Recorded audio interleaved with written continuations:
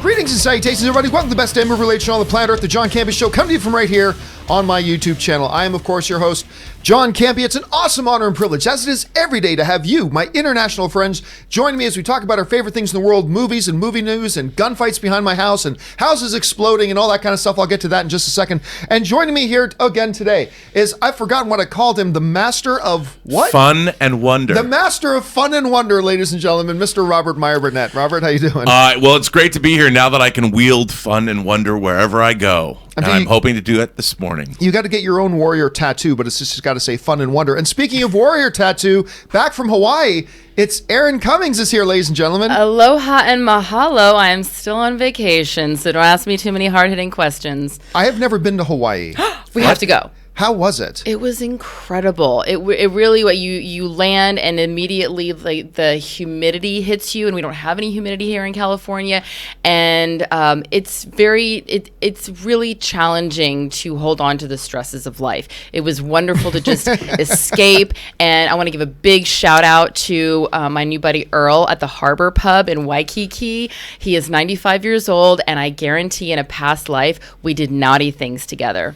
We were not in love. I looked across the bar and I was like, hey there, old man, what's up? And my husband goes, you were flirting with him all night. Everyone in the bar could tell. I said, good.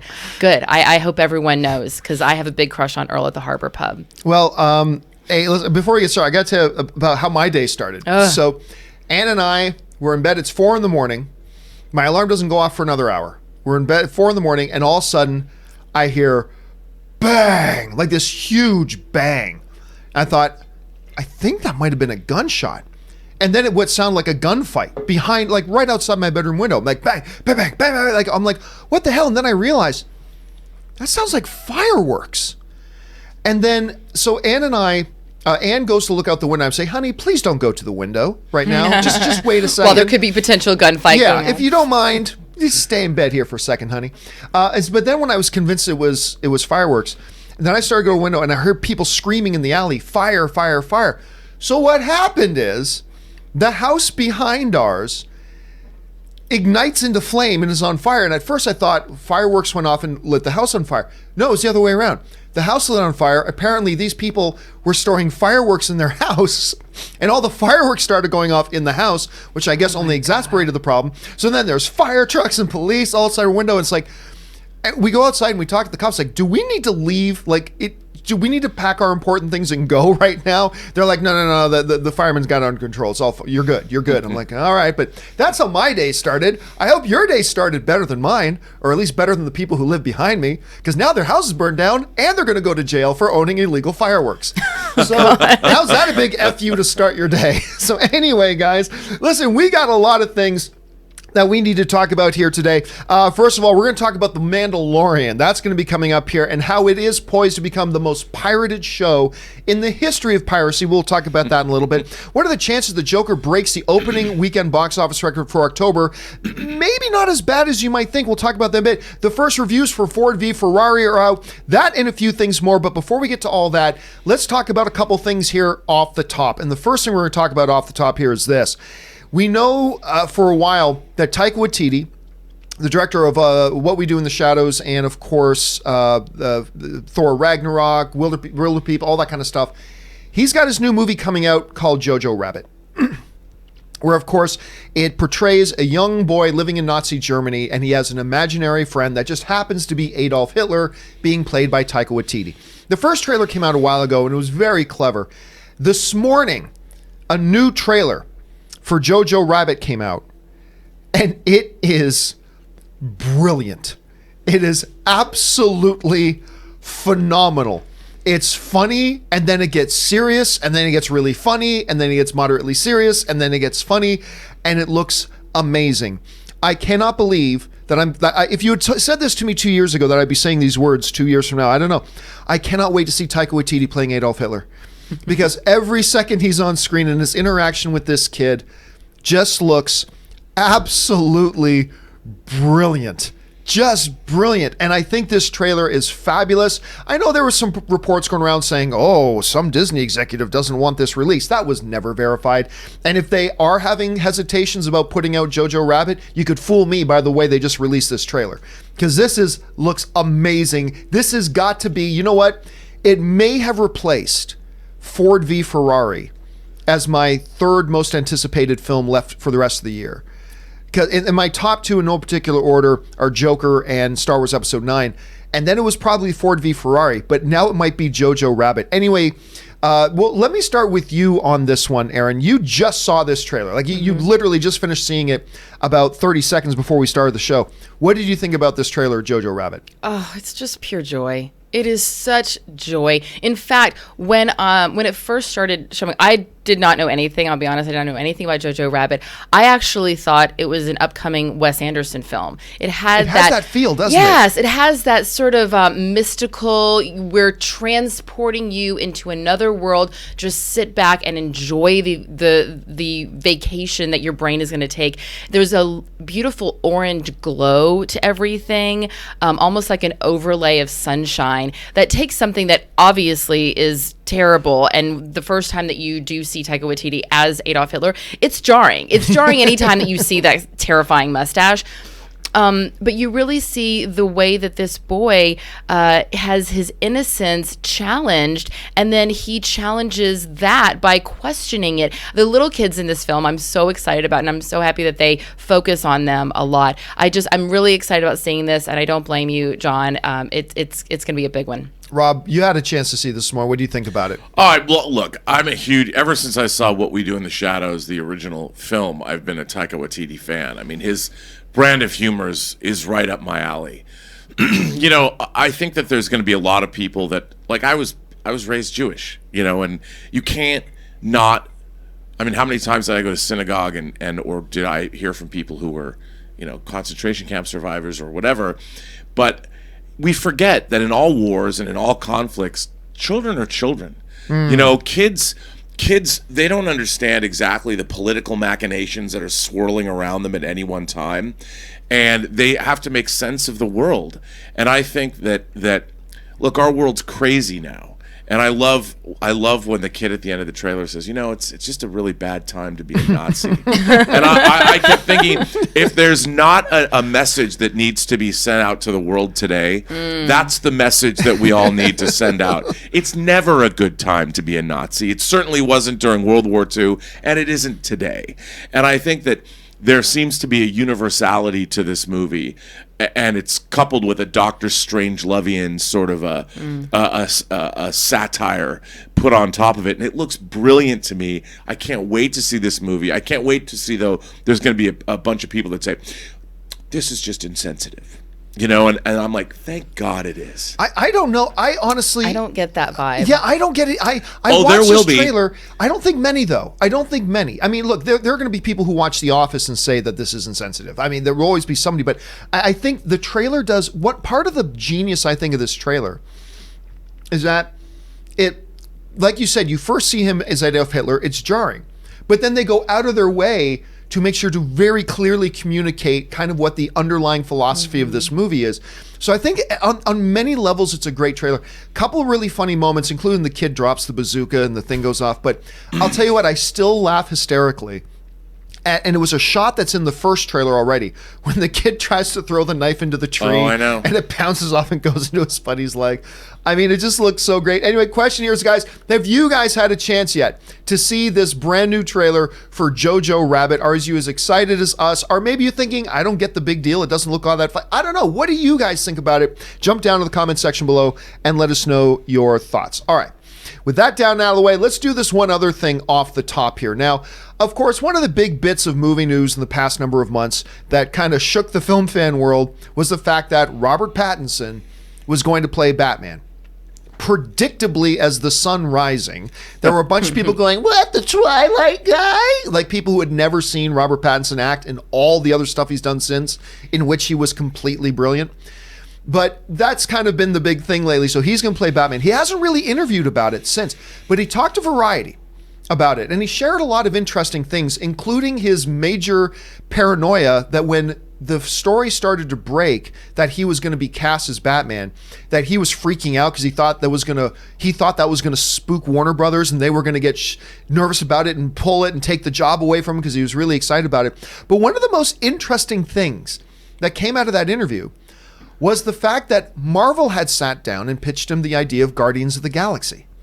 Now, it wasn't a direct offer, but I think they wanted to talk to him about Guardians of the Galaxy back in the day, about all that kind of stuff. Now, of course, ever since Twilight, the only things Robert Pattinson has wanted to do are these really deep, meaty, indie film kind of roles, which has got him a lot of attention, which is why now he's going to be Batman and why he's going to be in Christopher Nolan's new film and all that kind of stuff. But in asking about that whole Guardians of the Galaxy situation, he actually said some stuff that's really interesting. He said this: I don't know what I would really be chasing, Pattinson says. The idea of trying that transition going into like the Marvel MCU after Twilight, I never saw a road in that direction. Batman was different because he was the only comic book character that Patton always loved. It's actually an interesting part, he says. I think it's because he actually doesn't have any powers. So it's really interesting. Can you imagine the type of discipline it would take to be an actor? You just finished this Twilight thing. This comic book movie universes are now really starting to take off and becoming really popular. And you're meeting with Marvel, who's having conversations with you about maybe joining their next big blockbuster film and stuff like that. Can you imagine being a guy who is, in his 20s at the time? I think Pattinson was still in his 20s at the time. Late 20s, granted. But being talked to like that and being offered things like that, and having the discipline to go, I don't think that's my road right now. I don't think that's my path. To have the discipline to stick to the game plan that he formulated for himself of, I just want to do really meaty indie films for a few years. And to stick to that, to me, is unbelievable. Now, understandably, Rob, I'm sure there are some people who would look at Robert Pattinson's attitude at the time and think, that dude is crazy. Especially in hindsight, now that the comic book genre is the biggest in the world. But in taking that path, he's become one of the most respected actors by all of the directors in Hollywood right now. He is now, because of this path, going to be the next Batman. Because of this path, he's one of the stars of the new Christopher Nolan film, which is one of the most highly anticipated of 2020. It seems to have been a path that led him in the right direction.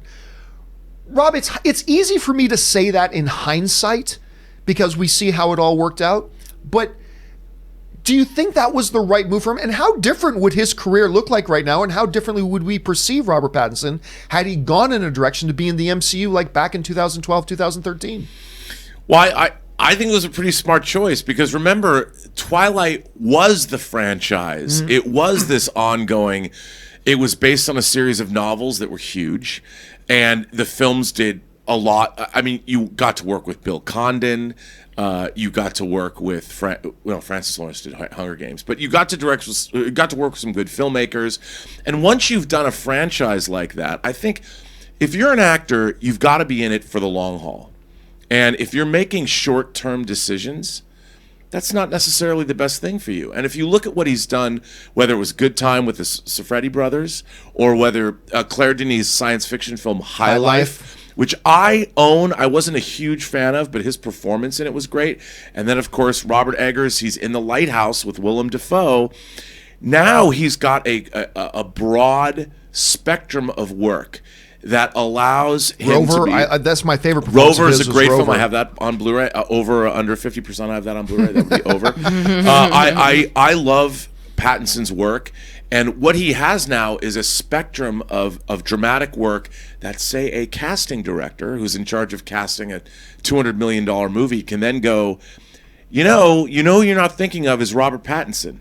And someone's going to go, the Twilight guy, and she's going to go, or he's going to go, au contraire, and lay out 5 other cards that somebody might not have seen or be aware of that shows that Robert Pattinson is an actor that has a broad range, and he can do a lot of different things. And so in the long run, what was better for him? He got his franchise. He got his bite at the franchise apple.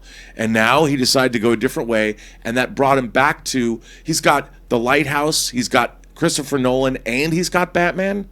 I mean, that is an epic trifecta win for any actor. Whoever was advising him, his management, his agent, his best friend, his mom, he made great choices.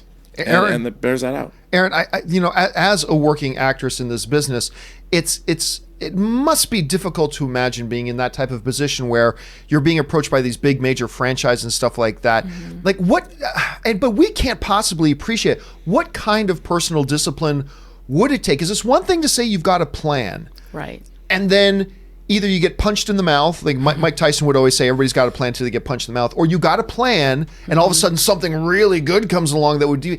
What kind of discipline, particularly as a performer, does it take to, keep those things on the outside and just stay focused on what your path is? Well, I think that Robert actually hit the nail on the head when he talked about his management and the team that's around him, because we have to remember, it's not like these decisions are being made just one-on-one. There's a lot of people, and especially someone like him. He is he's a prize fighter in the world of wherever he's represented. And so his management, his agents, they want to see him making decisions that are not only going to make them money tomorrow, but that are going to keep him for the long haul. And he obviously has a good team of people around him.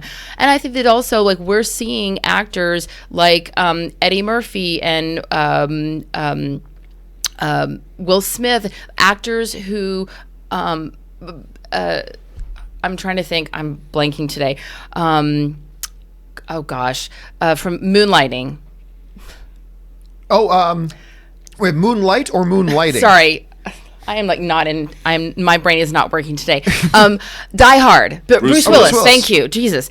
So we're seeing these actors who have, at the beginning of their career, in their 20s, they have these really big blockbuster films, exciting, and they're everywhere. But then all of a sudden, they start getting mature, and they go, "Well, no, I want my Oscar, or I want to be taken seriously, or I want to work with this director or that director."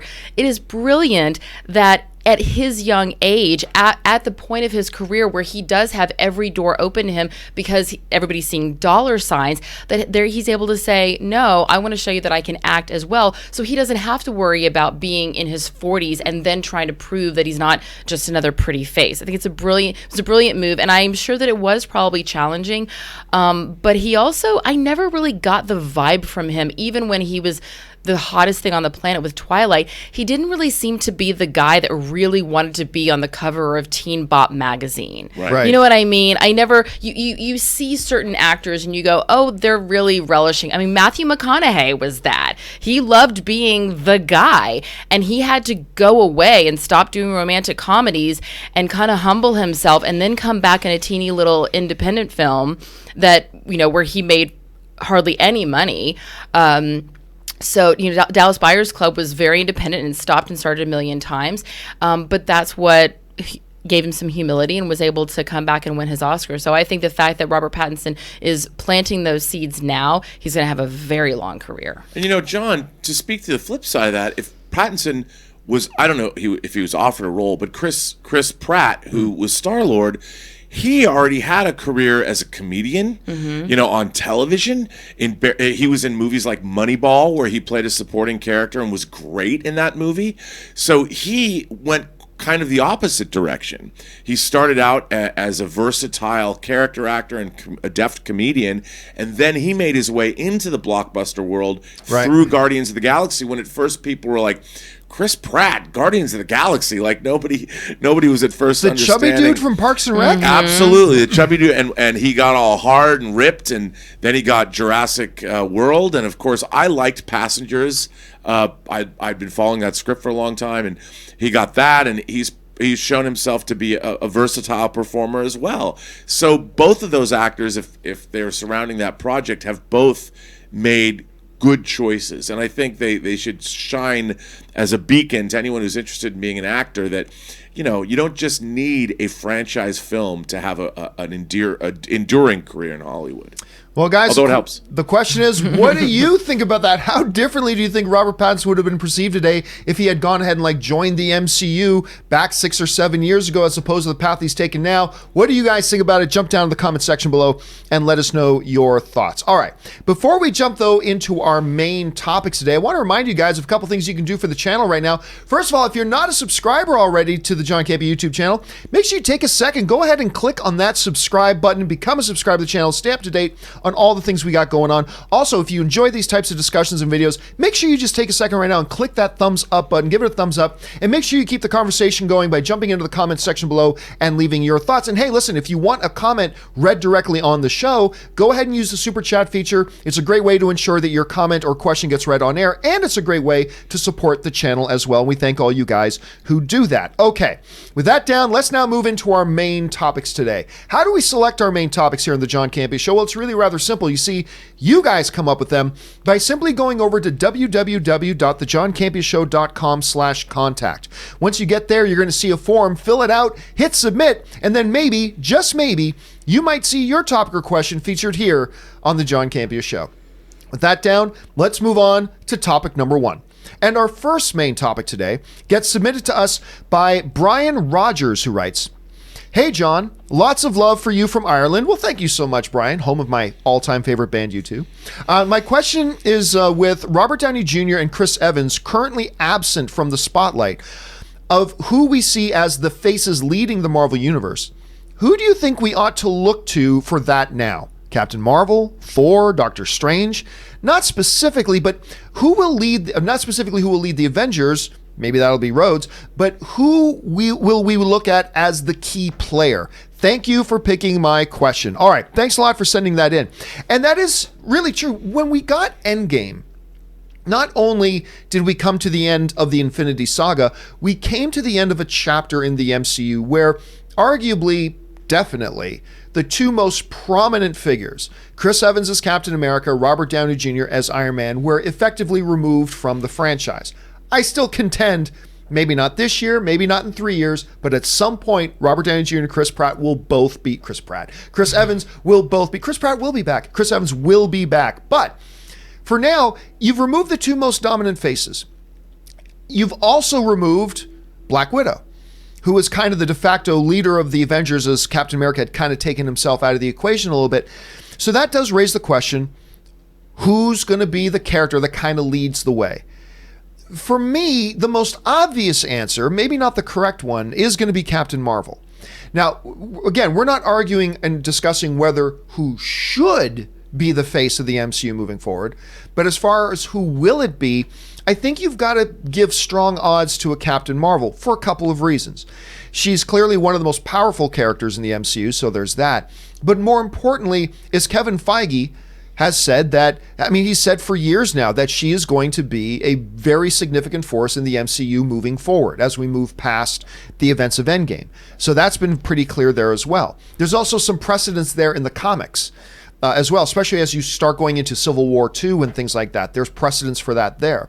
So I think there's a good argument to be made for that. You also brought up another name that I found interesting, which is the name of Doctor Strange. I think for a lot of different reasons, Doctor Strange could be a serious contender for something like that. Number one, because of the seriousness of the character, the power level of the character. He is kind of already a leader, amongst the sorcerers and all that he is. Well, at some point, they're going to make him the Sorcerer Supreme, so there's going to be that. And it's Benedict, so there you go. So I think there's probably a good, strong argument for that. Thor seems to be too much of a vagabond. I don't think they can ever get Thor to sit down in one place long enough to ever become the face of the thing, but I think those are the most obvious ones. Now, there's probably a couple of good dark horse picks, but those are the ones that I probably see as the more obvious ones that the MCU may look towards. Again, I'm not discussing about who I think should be. You know what was hilarious, though? For a long time, there were some people saying Spider-Man's going to be the next leader of the Avengers in the MCU. I'm like, really? Really? Doctor Strange is going to follow the orders of a 17-year-old high school kid? You really think that's going to happen? So that was never going to be a part of it anyway. Anyway, Rob, we've got Cap is out, Iron Man is out. Clearly the two most prominent guys in the MCU, they're gone. Who really steps up and becomes the face of the MCU at this point? Black Panther. Yeah, that's a good one. Black Panther, he's obviously the king of Wakanda. I think if they truly are going to introduce Namor in Black Panther 2, which I don't think they will. Well, they've been talking about if they do, and they can make the rights issues work, because I know they're the same kind of thing with Thor. Namor is also a king. Yeah. And if they are going to have a beef with Atlantis, because in the comics, that would be cool. Namor has flooded Wakanda before. And it might be that in his kingly duties for Wakanda, I could see Black Panther having to step up to lead the Avengers. There's a power vacuum there. We've got Captain Marvel has obligations in space, as we saw in Right. Endgame and Infinity War.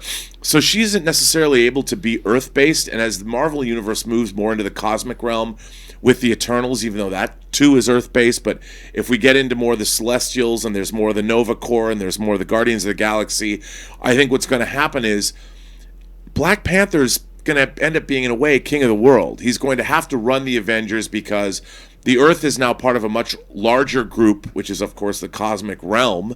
And I think the power and how things are going to work, they're no longer going to have to protect New York. They have to protect the universe. And I think the only person now in the MCU, Doctor Strange has to deal with his realm, you know. And how do you fight Dormammu if you're trying to lead the Avengers? I don't know. So I think Black Panther is the dark horse candidate I think that I'd love to see an Avengers led by Black Panther. Now, correct me if I'm wrong, but in the Marvel comics, is Namor not one of the Illuminati? He is. Because so it's Charles Xavier, it's Namor, it's Reed Richards, it's Doctor Strange, and was there another one? Yes. Oh, with Black Panther. Was it Black Panther one of them? I think so. Okay, I can't remember off the time, but yeah, but so Namor was in there as well. Anyway, Erin, the question comes up, like, you know, the two most prominent figures in the MCU are now removed. Who do you think becomes the face of the franchise at this point?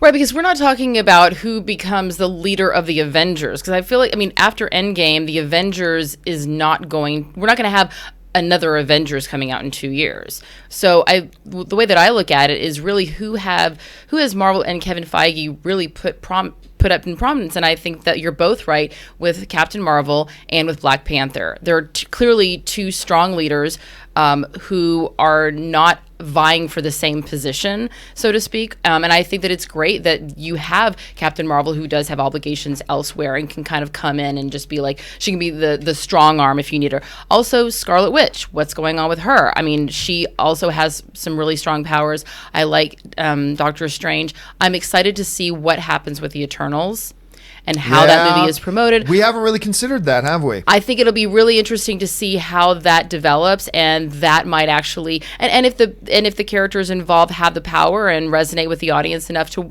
be the leaders. Well, you know, they've been saying that, you know, Jon Snow, what's the actor's name again? Kit Harington. You know, Feige's already said that there are plans for Kit Harington beyond just the Eternals, and maybe they can look that way as well. Well, he is the Black Knight after all, and the Black Knight has been a member of the Avengers, so it'll be interesting to see. I wouldn't mind that. So are we going to see Anthony Mackie as Captain America since he has the show? Shield?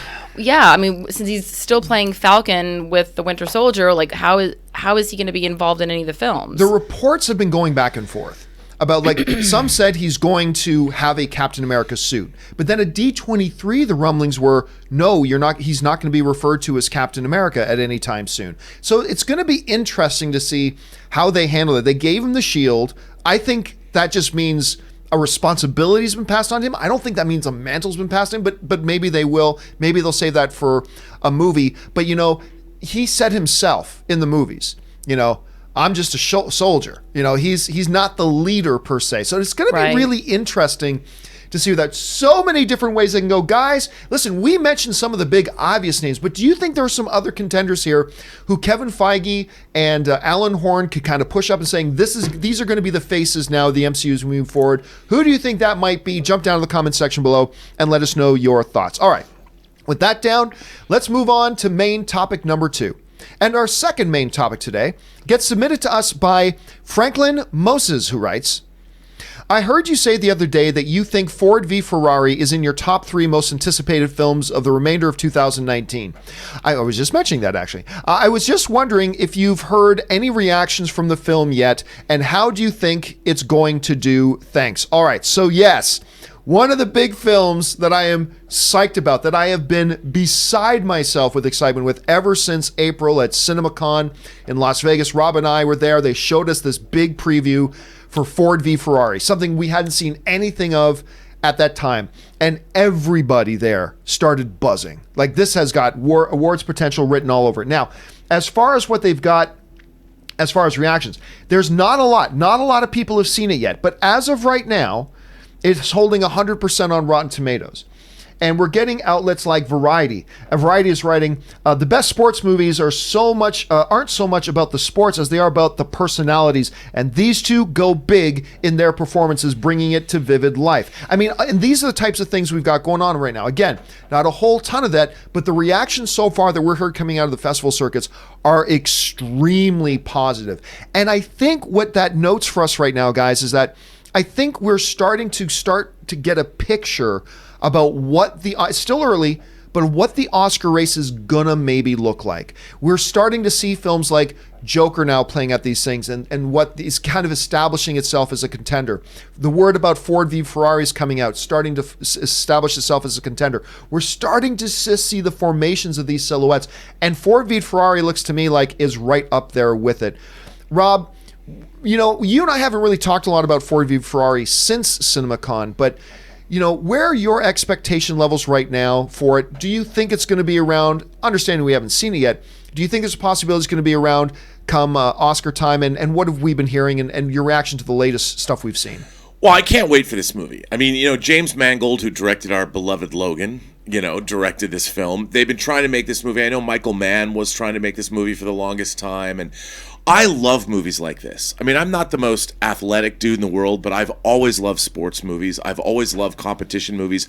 I've always loved movies about tinkerers and inventors, and all of those things are wrapped into one with this film. And I grew up watching Formula One racing. I can't wait for this movie. I love the idea. First of all, you got Christian Bale and you've got Matt Damon, two powerhouse actors. And to be honest, John, I love science fiction, fantasy, and horror and superhero movies, but by God, I miss studio pictures that are about adults doing adult things, that are in adult competitions, men doing manly things like making fast cars and racing them. We live in this world now where as much as I like big fantasy writ large on the big screen, I also like stories about people.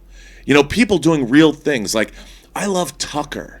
You know, Yeah. and I love, you go back and you watch like Grand Prix or Le Mans, these racing movies from the 60s, or I even like Days of Thunder. Give me Tom Cruise's Cold Trickle. I mean, I will watch a racing movie, and this movie is so right up my alley. I want to watch just two dudes trying to win on a track. You know, Ford via an American company going after the Italians. I mean, come on, what's not to love? I can't wait to see this movie. I'm so excited. And hearing out of Telluride how good it is. I mean, it's funny. Everybody expects movies now to change their lives. Like, Endgame, you know, the universe will be restored. No, I want to watch two dudes that got to win on the track, man. That's all they want to do is beat the Italians. Yeah. I'm in. I'll be the one guy in the theater cheering for the Italians. Anyway, Erin, like, where are with all the stuff we've been hearing and the trailers that we've seen and the people involved, where are your expectation levels at right now for something like Ford v Ferrari? This trailer is phenomenal. It has everything that I think a movie lover wants to see. It has the chemistry between these two lead characters. It has the conflict between, Ford and this Italian company, Ferrari. It has the historical aspect of it. It's Yeah. a period piece. It has the crashes and the booms. It's very exciting, but it's not manufactured. It's not, there was probably a squib under that tanker and then that made it. Yeah. No, these are, you see the real action and it happens on a track and it looks exactly like it does when you're watching a Formula One race or NASCAR and you see someone all of a sudden tumble over. It looks just like that. So it doesn't look manufactured. It doesn't have that Michael Bay aspect to it. And also with James Mangold, when I saw that he had also done Walk the Line, I go, oh, this is a guy who really knows how to tell a story and really bring out the best in actors, what we saw that he did with Joaquin Phoenix and Reese Witherspoon in their relationship. I've also read that people have said that Christian Bale, this is his best performance to date. And when you consider the incredible performances that Christian Bale has given over the course of his career, I mean, The Machinist, I don't even have to list the films that he's done. People know what a phenomenal actor he is. So for the Hollywood Reporter to be saying this is his best performance to date, you know that is an incredible thing. Also, Telluride has kind of become the hot festival for Oscar winners. You know, we had Slumdog Millionaire premiered at Telluride, Argo premiered at Telluride, Roma premiered at Telluride. You have these films that all go on to win best Best Picture, Or at least get nominated. And now you see that film, an action film, which technically it is premiering there as well. But this reminded me a lot of movies from the 70s that were like what Rob was saying, that manly film, but it also reminded me, and not, see, this is the difference between manly and toxic masculinity. This is not toxic masculinity. This is just very masculine and manly, and I love it. I'm into it.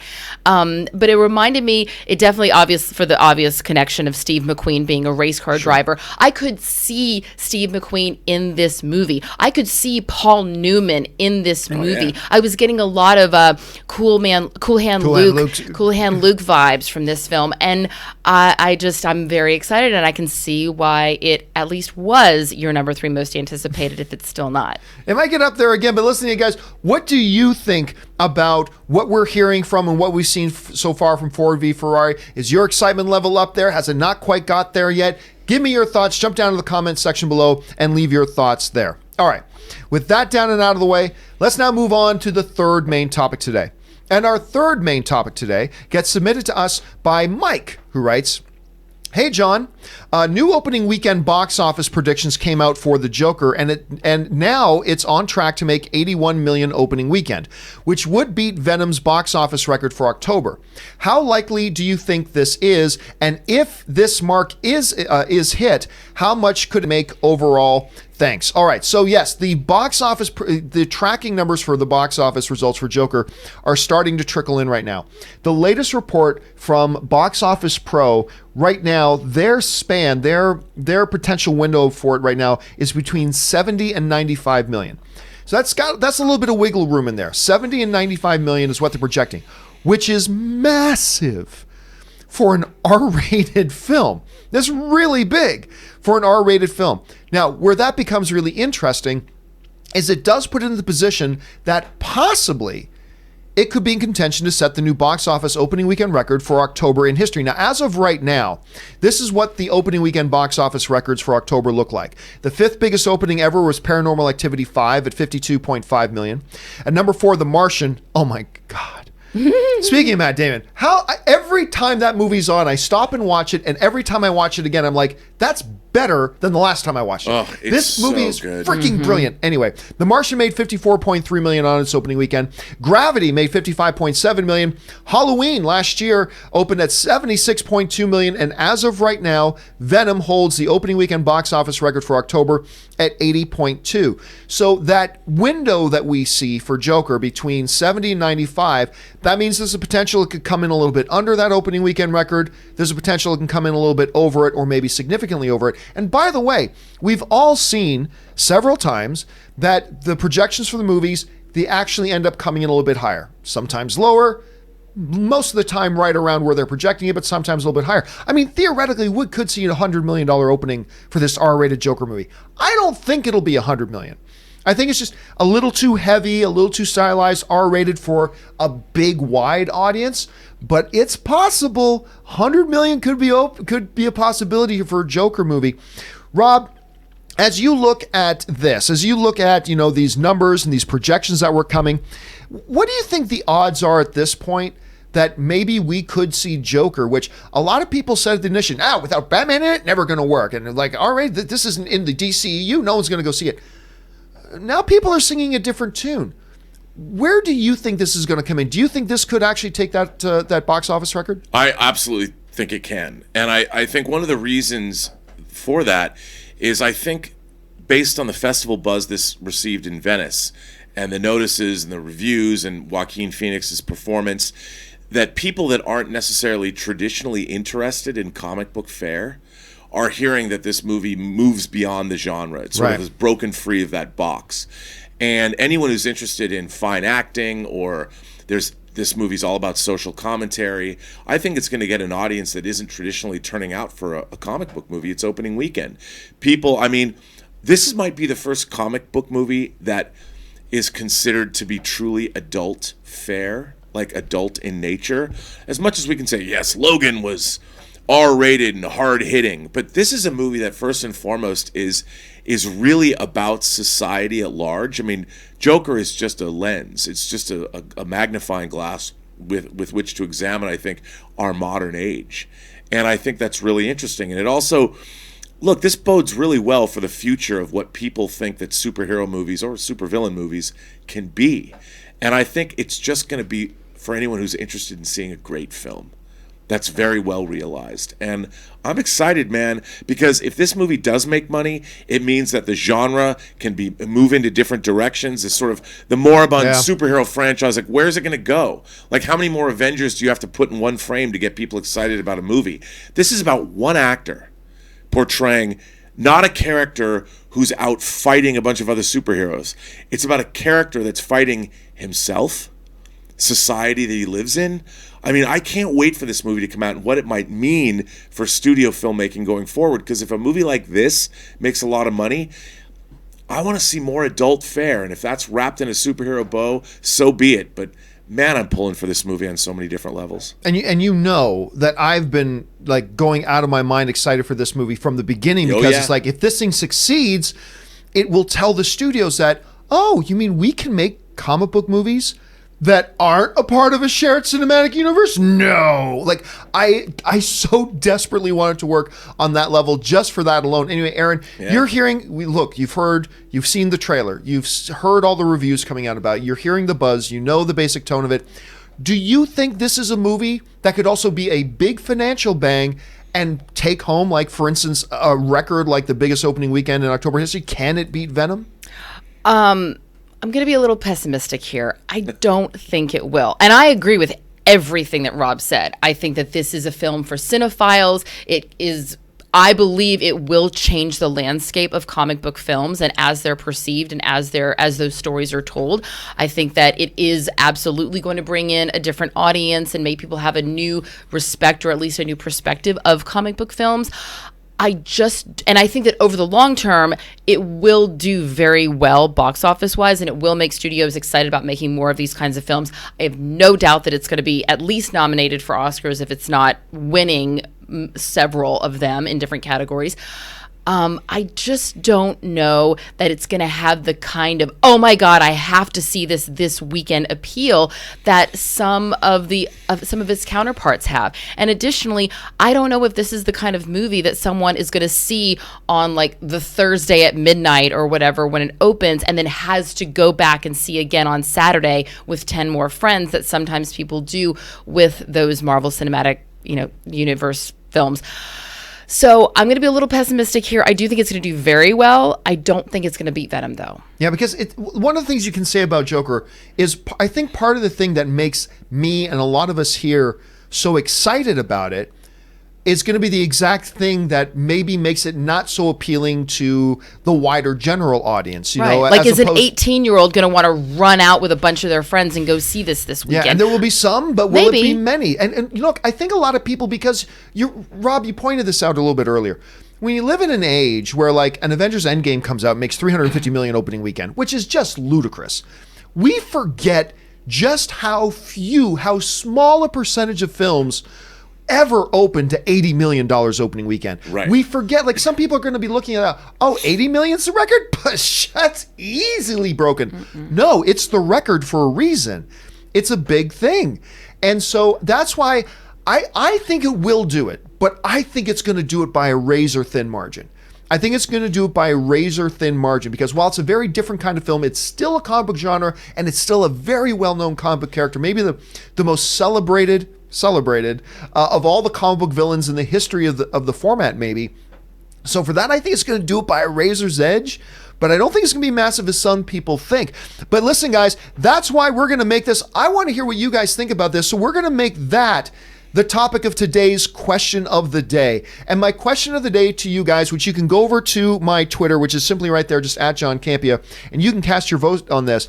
I simply want to know, do you guys think that this movie can set the new record and beat Venom? Now, as of right now, I put this up just before the show started. Almost 1,500 of you guys have cast votes so far. The question is simple. Will Joker break the October opening weekend record box office currently being held by Venom at $80.2 million? We discussed right now, it's close.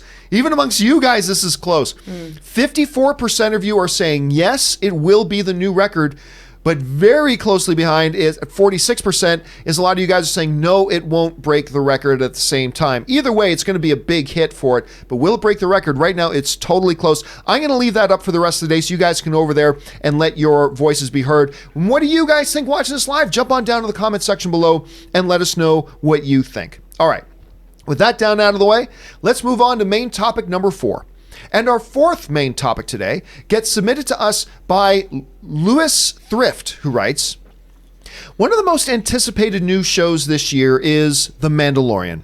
However, it seems most countries aren't going to be seeing it this year. In our speedy, spoiler-sensitive internet age, it begs the question, how much patience will Star Wars fans have? With the worldwide popularity of the franchise and the fact that some markets could be waiting months or over a year for Disney Plus, could The Mandalorian become the most pirated show of all time? That, Lewis, is a great question because there are some big question marks hanging in the air. Now, we've already heard that Disney Plus, which, a lot of us are going to be signing up for day one, not the least of which is because of Mandalorian. Or, Lady and the Tramp. I mean, that's what we're all really just signing up for, the new live action original remake of Lady and the Tramp. I am. And that and Mandalorian. So they've already announced, though, that Disney Plus is only opening in a couple of markets on November 12th. It's going to be the US, it's going to be Canada. I think Ireland was one of them. And I think there were one or two more. Just a couple of markets. Now, I also believe, but I don't know this for sure. I haven't been told this. This is just me speculating. I'm assuming that they will, in some of the markets that Disney Plus will not be launching on November 12th, they might license out, for instance, Mandalorian to say, let's say Belgium. Maybe they license it out to Netflix Belgium, so people in Belgium who can't watch it on Disney Plus because they don't have it yet can watch it on Netflix. But I haven't heard about any deals being made about that yet. And one of the other things that makes it a little bit complicated is that we know Disney is going to try to roll out in as many international markets as they can within the first year or so. Do they want to do a 2-year license for Netflix in Belgium when they know they're going to launch Disney Plus in Belgium in 8 months and can't play their own show on it? I mean, so there's a lot of question marks. There are a lot of question marks. But I think what we can say pretty safely is that we are going to have a significant window of time where there's going to be a lot of markets. How many? I don't know. But a lot of markets around the world who are not even going to be able to watch The Mandalorian legitimately, even if they wanted to. They're not even going to be able to. You compound that with the fact that we're just going to get people in North America who don't want to pay the extra $8 a month to get Disney Plus, and we'll find ways to pirate it. So, I mean, piracy isn't as bad as it used to be, granted, but when you get a situation like that, that's going to be there.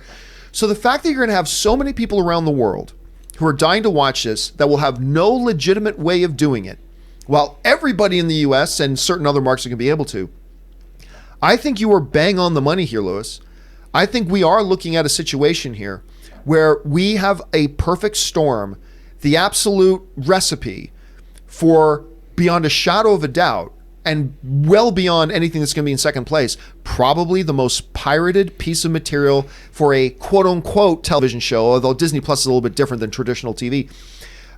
I think you're absolutely right. This is going to be the most pirated thing in the history of television because there's just too many people that want to see it. And I've said for a long time, Rob, that one of the ways you fight piracy for the regular movie industry around the world is start shortening up these release windows.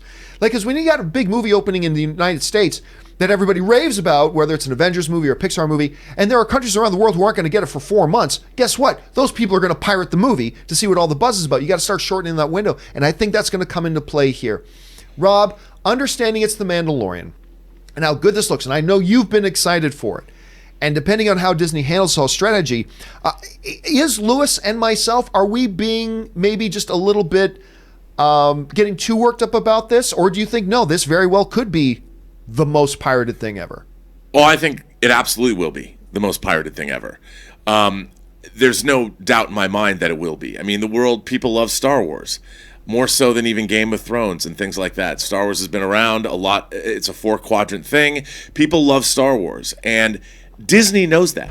You know, I was reading an article yesterday about the technology behind Disney streaming. Basically, they've gone Tiffany all the way. You know, if you could put things in a blue box with a white bow, they've done that electronically. They found the very best streaming technology to develop their streaming service with. They're going big at launch. They're giving us a small price point that it's not going to gouge into our wallets. They know that The Mandalorian is going to get they know it's going to get pirated. They know their Marvel shows are going to get pirated.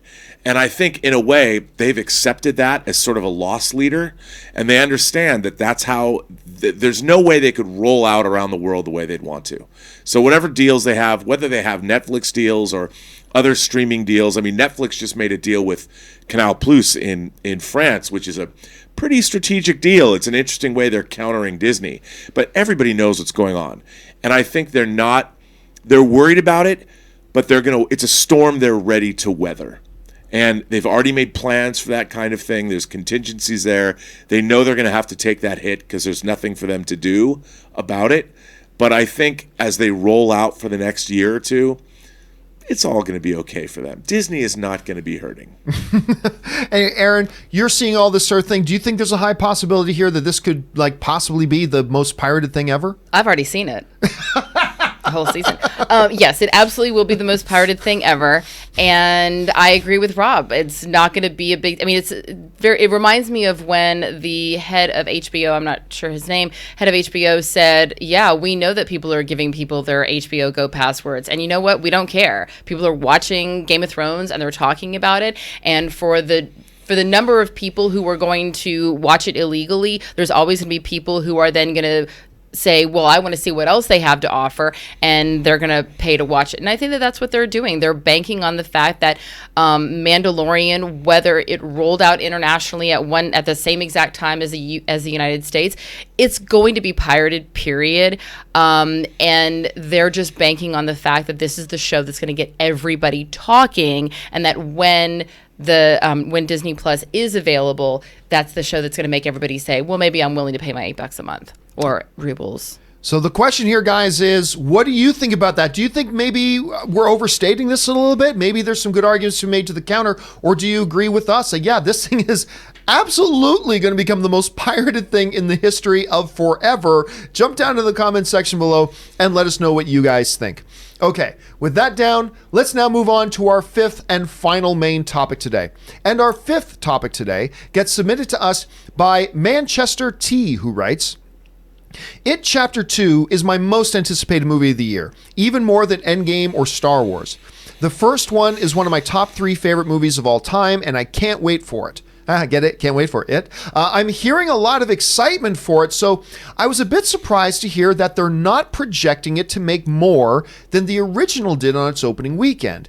I think it will for sure blow past it. What do you think? All right, so for those of you who are wondering what Manchester is saying, yeah, the projected numbers right now for It Chapter 2. Now, I believe It Chapter 1 made about, what was it, 123.4 or something. $123.4 million.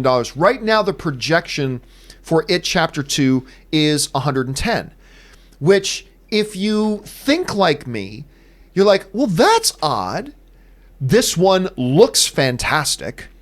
Everybody loved the original one, so more and more people will come back. Doesn't that make sense? It does to me, but it doesn't always play out that way. The folks over actually at Screen Rant had some good observations about that, and they talked about it like this, about the fact that it's projecting to open a little bit less than the original one did. First, they write, it's rare in Hollywood for the direct sequel to a record-breaking movie to top its predecessor. For example, Star Wars: The Force Awakens opened with $247 million domestically, and The Last Jedi earned $220 million at its debut. When something becomes, and for instance, the second Avengers movie opened to less than the first Avengers movie did. At any rate, when something becomes as huge a phenomenon as it was a couple years back, it's hard to replicate that level of performance. Additionally, It Chapter 2 is said to be nearly 3 hours in length, a substantial increase in running time when compared to the original's 135 minutes. A longer runtime means fewer opportunities for screenings per performance. Not the biggest difference in the world, but a difference nonetheless. You know, I think if you were to have asked me about I don't know, a few months ago, do I think It Chapter 2 will open to larger than It Chapter 1? I would have said pretty confidently, yes, I believe it will. And by the way, it still may. That opening projected number of 110 million ain't that far off from It Chapters 1. It's only about 12, 13 more million off. So it's not that big of a gap that it needs to cross. But the more I think about it, and when I see comments like that and other arguments that people are making, it's like, that's true. We always forget that first It movie, it overperformed. I mean, nobody saw that 120 plus million opening weekend. Nobody, not anybody at the studio, none of the fans, saw it opening that large. And it overperformed. The problem is when you get a film in a franchise that overperforms, it becomes our new standard in our minds. We think, oh, well, then that's the starting point, is that much money. And we forget that, no, that's huge. If It Chapter 2 opens to 110, there's going to be two groups of people. There's going to be one group of people who goes, oh, it's a failure. It didn't make as much as the first one. And then there will be the more rational, sane people that go, holy crap, an R-rated horror movie opened to $110 million? That's amazing. I mean, and it's all about perspective, I think, here. Rob, you're seeing this right now. Number one, do you think it could, maybe this 110 million is off, maybe it'll come in over that. So I guess the first question would be, do you think it will come in a little bit under the first one, or do you think it'll exceed it? And if it does come in under, how should the studio and how should the fans, how should we look at that? Well, I mean, like with anything, I don't think money is an indication of how much an investment is going to pay off. But at the end of the day, I just want a good movie. I don't care how much something makes the box office, except for the fact that I want to get more of that thing if it's really good. Now, I think what Screen Rant said is exactly right. Sequels, they don't make as much money right off the bat. Why? Because they're not new. We've seen them. We've seen the initial. It's interesting. I read it when it first came out 33 years ago. The end of summer of the year it came out, which was 86, and it's good. I mean, it's a little goofy, and I think that after you've seen the initial shock of it and seeing it part 2. Oh, look, I really want to see it, dude. I have my tickets. I'm going to see it in the Dome this weekend. I'm very excited. Taking my crew to go see it. It's going to be great. I'm looking forward to it. But if the movie's good, and the gentleman who wrote us and said it's his favorite movie of all time, all that matters is that it's good. It lives up to the first one, isn't it? But at the end of the day, it is longer, and it is a sequel. So right then and there, conventional wisdom says it's not going to make as much. But does that matter?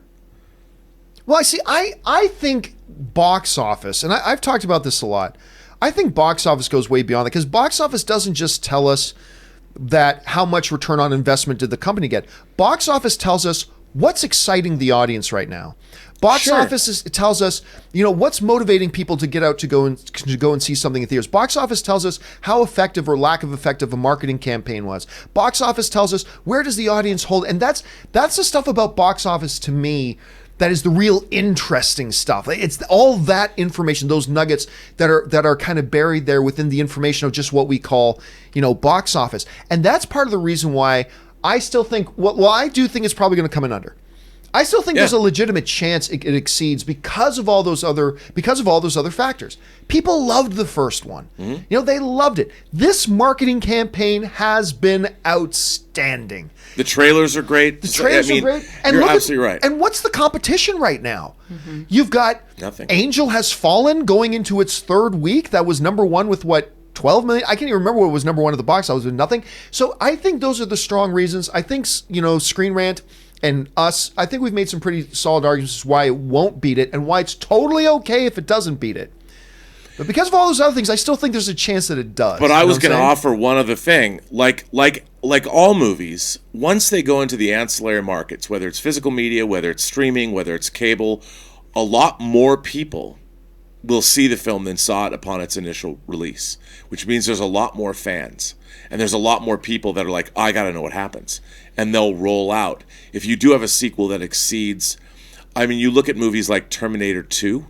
Terminator 2 was a gigantic hit because the first Terminator had been seen on cable and on home video for 7 years before Terminator 2 came out. So there's huge fans of that. And I'll bet there's even moms out there that were terrified to go see the movie who've now seen it with their kids, and they're going to roll out. They're going to go see it this weekend. So maybe it could be a huge hit. It could totally exceed.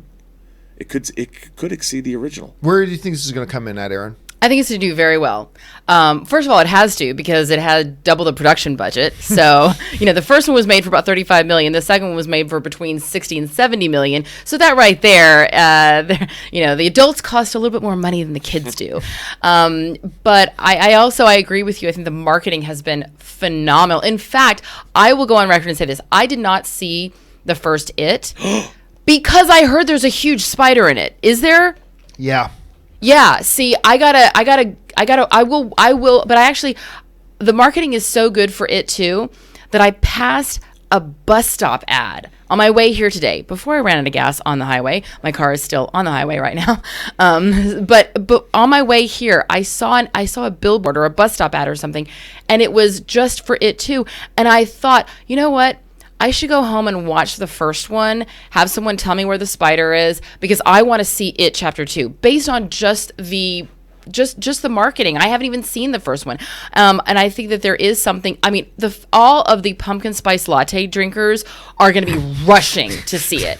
Pumpkin spice latte drinkers. People are so excited about Halloween. My Instagram is filled with people dressing their cats up like pumpkins, and there's Halloween fever happening everywhere. There's little mini Snickers bars all over the Rite Aids.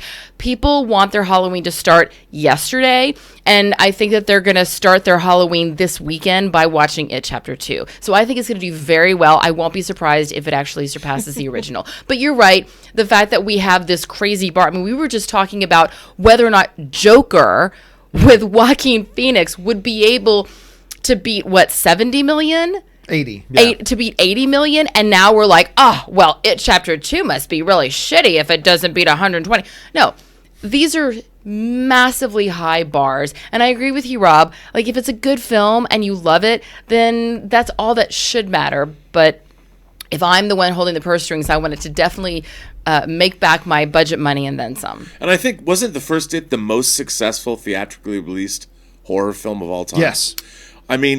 I can only imagine that this movie is going to have some great playability. John, you and I saw Scene. They've shown the clips from the scene, but we saw the whole scene. Yes, we did. Man, that was a good scene. That scene was so good, and I'm like, we were saying, what's in the scene? It's the scene. They show a part of it in the trailers where, I forget the actress's name. From 0 Dark 30. Yeah. Jessica Chastain. Where she's to an old woman's sitting in this old woman's apartment and just talking to this old woman, and then some really freaky things start happening. And they played a bit of an extended part of that at CinemaCon, and everybody in the theater was like, "Oh my god!" Yeah. Everybody was just. And that woman is not who she appears to be. And even just the stuff they showed in the trailer was amazingly good. Yeah. I cannot wait to see this. Question here is, guys, what do you think about this? Do you think that It Chapter 2 can exceed the results of It Chapter 1, or do you think it's going to come in a little bit under? And even if it does come under, is that really all that bad of a thing considering the huge numbers we're talking about? Jump down to the comments section below and let me know what you guys think.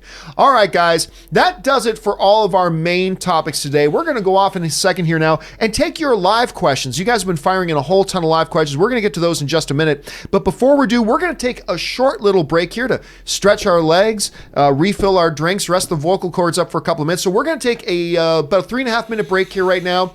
Hang tight. We'll be right back to take live questions. We'll keep the conversation going. We will be right back.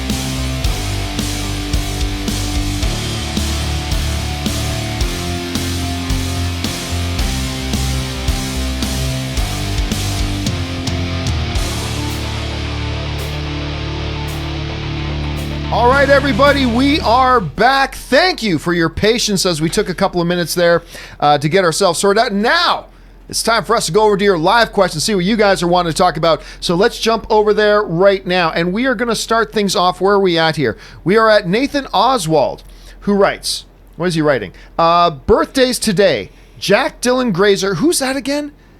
I can't remember. 16. I'm assuming he's Brian Grazer's son. No, he's not. No?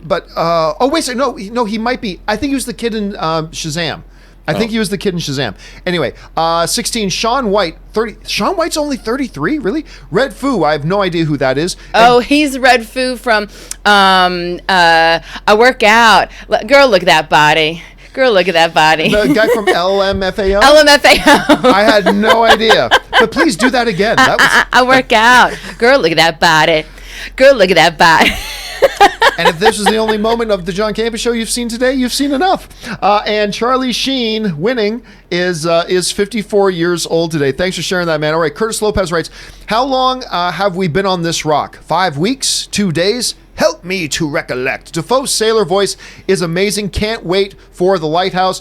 And early buzz is starting to come out about the Lighthouse, and everybody's raving about it. Again, cannot wait to see this thing. Again, another thing with Robert Pattinson in it.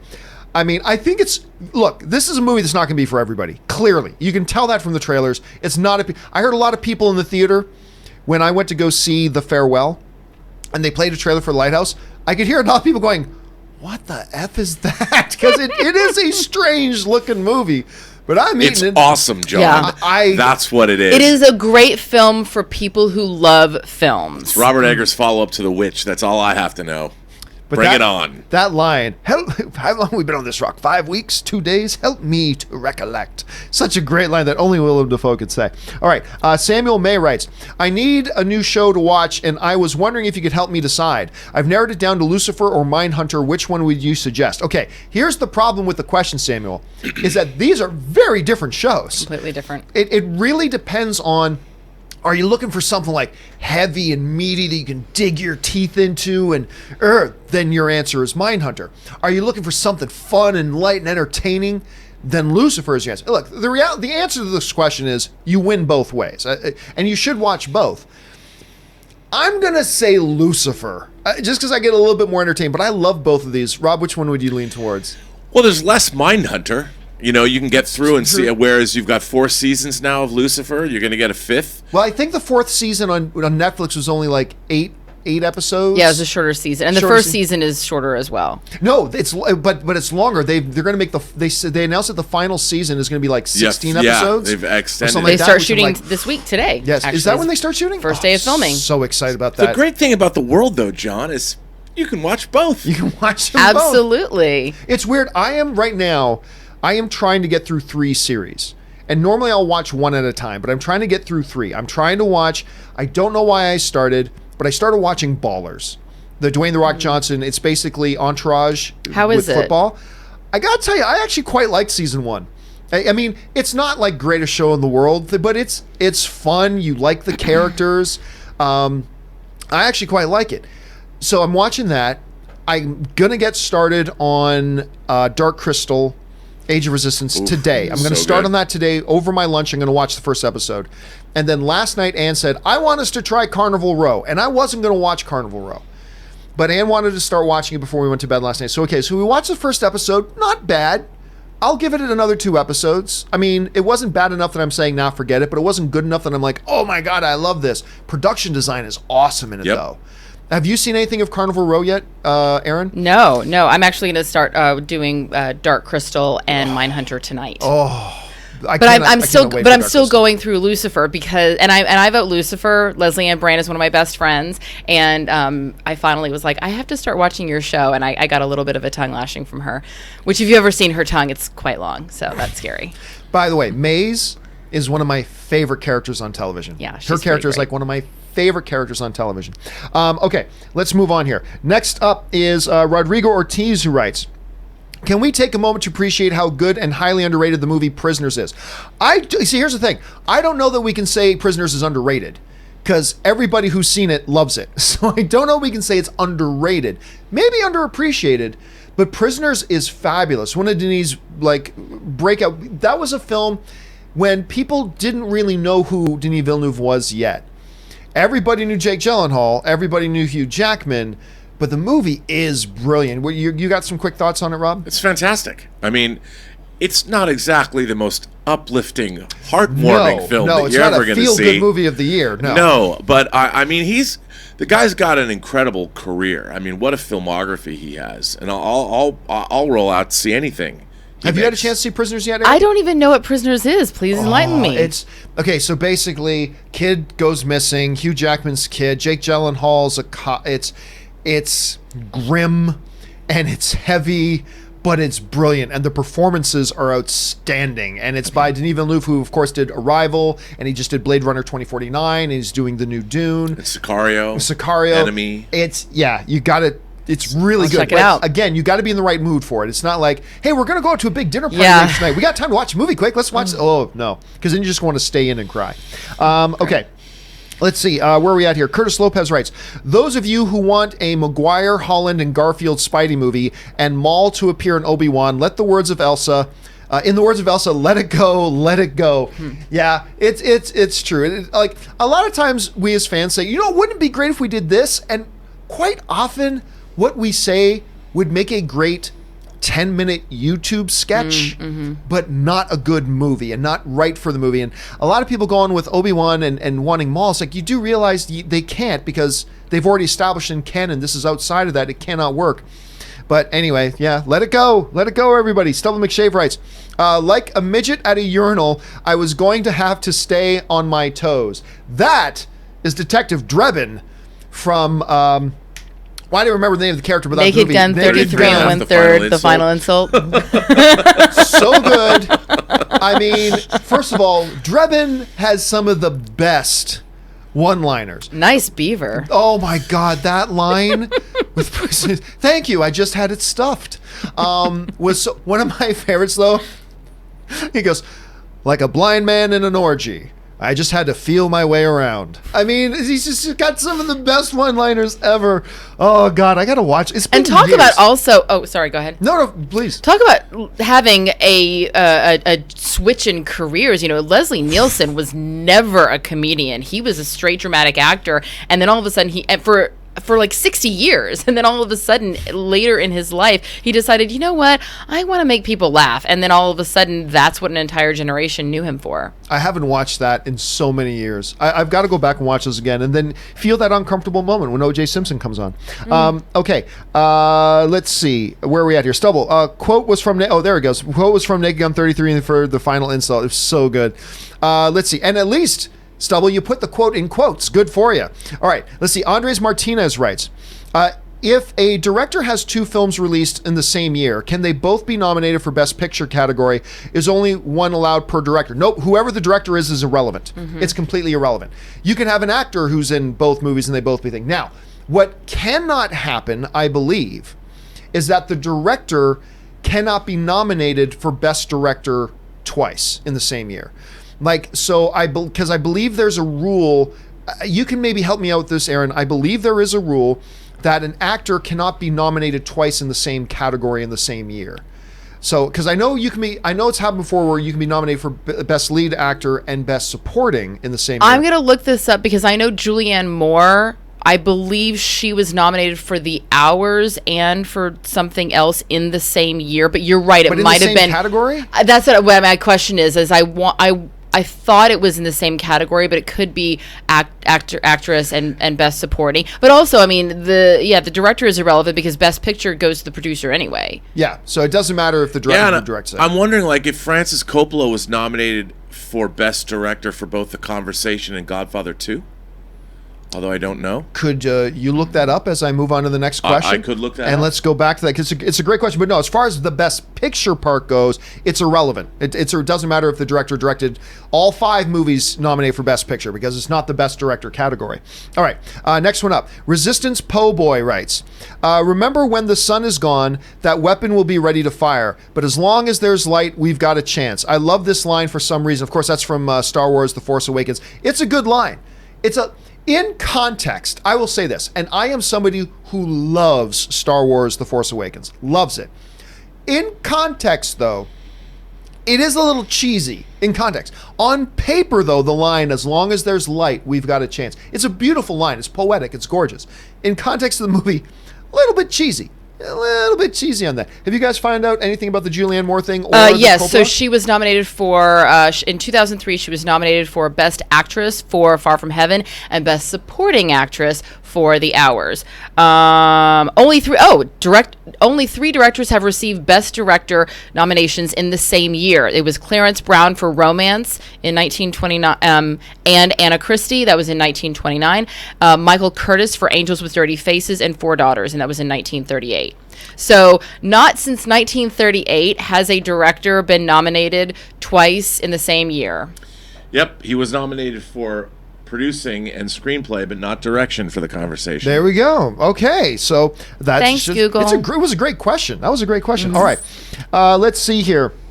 Mr. Dimmy441 writes, I feel like The Rise of Skywalker, guys, try not to use acronyms, please, will make us look at this trilogy in a new light. Maybe once we've seen the finale, The Force Awakens, Last Jedi will make sense as a complete story.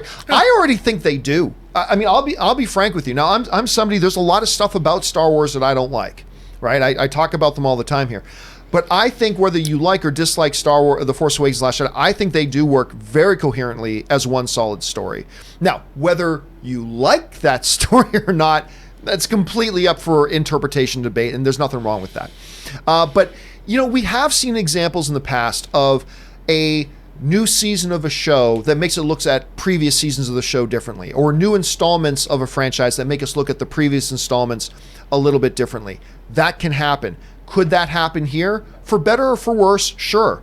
But whether it'll be for better or for worse, we're going to have to wait and find out. But yeah, we've seen it happen before. It's not unprecedented. Film Boss writes, hi, my top 10 favorite films. Number 10, Traffic, nice. Number 9, No Country for Old Men. Number 8, Clockwork Orange. Number 7, Terminator 2. Number 6, Never Ending Story. Really? Number 5, Scream. Number 4, 7. Number 3, Armageddon. Number 2, American Beauty. Number 1, Brokeback Mountain. See, actually, guys, a lot of people have been sending in their top 10 and top 5 movies recently. And one of the things that I love about it is that when we see lists like Film Bosses here, filled with solid, great movies, but nobody's list looks alike. Yeah. And that's like one of the great things that I celebrate. Because I'll be honest with you, I'm looking at this list. I don't think any of them are in my top 10. None of these movies are in my top 10. Not Traffic, not No Country, not Clockwork, not Terminator 2, none of them are in my top 10. But I love all these movies, including Armageddon, which was one of my guilty favorites. And that just speaks to the diversity and the greatness of the subjectivity of film. And I love it. Were any of these films in any of your guys' top 10 lists? Clockwork Orange is my number 2. I was going to say, I bet you Clockwork Orange would be in there. I'm going to bet Never Ending Story isn't in your top 10, though. Nope. None of those other movies were. Were any of those movies in your top 10, Erin? Never Ending Story. It is! I love it. Oh my gosh, the horse, and he sings, and it just makes me cry every time. What was it, Atreyu? No, that was the Atreyu is the lead character. So we went, Ann and I kid you not, it's so funny this came up. Ann and I walked out of a place yesterday, and there were houses across the street.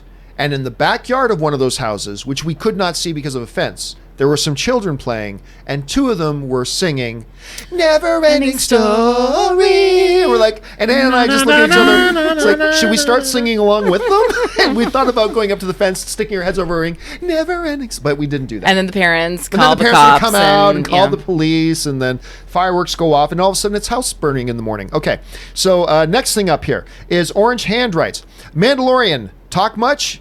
Be named? Oh, will he talk much? Will he have a name? And will he remove the helmet? I believe yes to all three. I believe, because look, Boba Fett never talked much. Who cares? Boba Fett was one guy. The Mandalorians talk. The Mandalorians are very talky kind of people. So yes, I totally say, remember, this is not a Boba Fett show. This isn't about being like Boba Fett. This is a Mandalorian. The Mandalorian are a warrior people. And so, yes, he will take off his helmet because this ain't Boba Fett. He will talk a lot. And I believe we are going to get his name. I mean, they just might call him the gunfighter. I have a little bit of a suspicion that they might pull a Clint Eastwood and just refer to him as like the gunfighter. I don't know. But Rob, I think this is a no-brainer. I think he will talk a lot, and I do think we're going to see him without the helmet. What do you think? Well, the scene, he does talk to well, I hate to say I did watch a pirated version of it. The scene that they showed from, not the whole show, but the scene that they showed in Celebration. Oh, Celebration. When he goes and talks to Werner Herzog. They have a back and forth.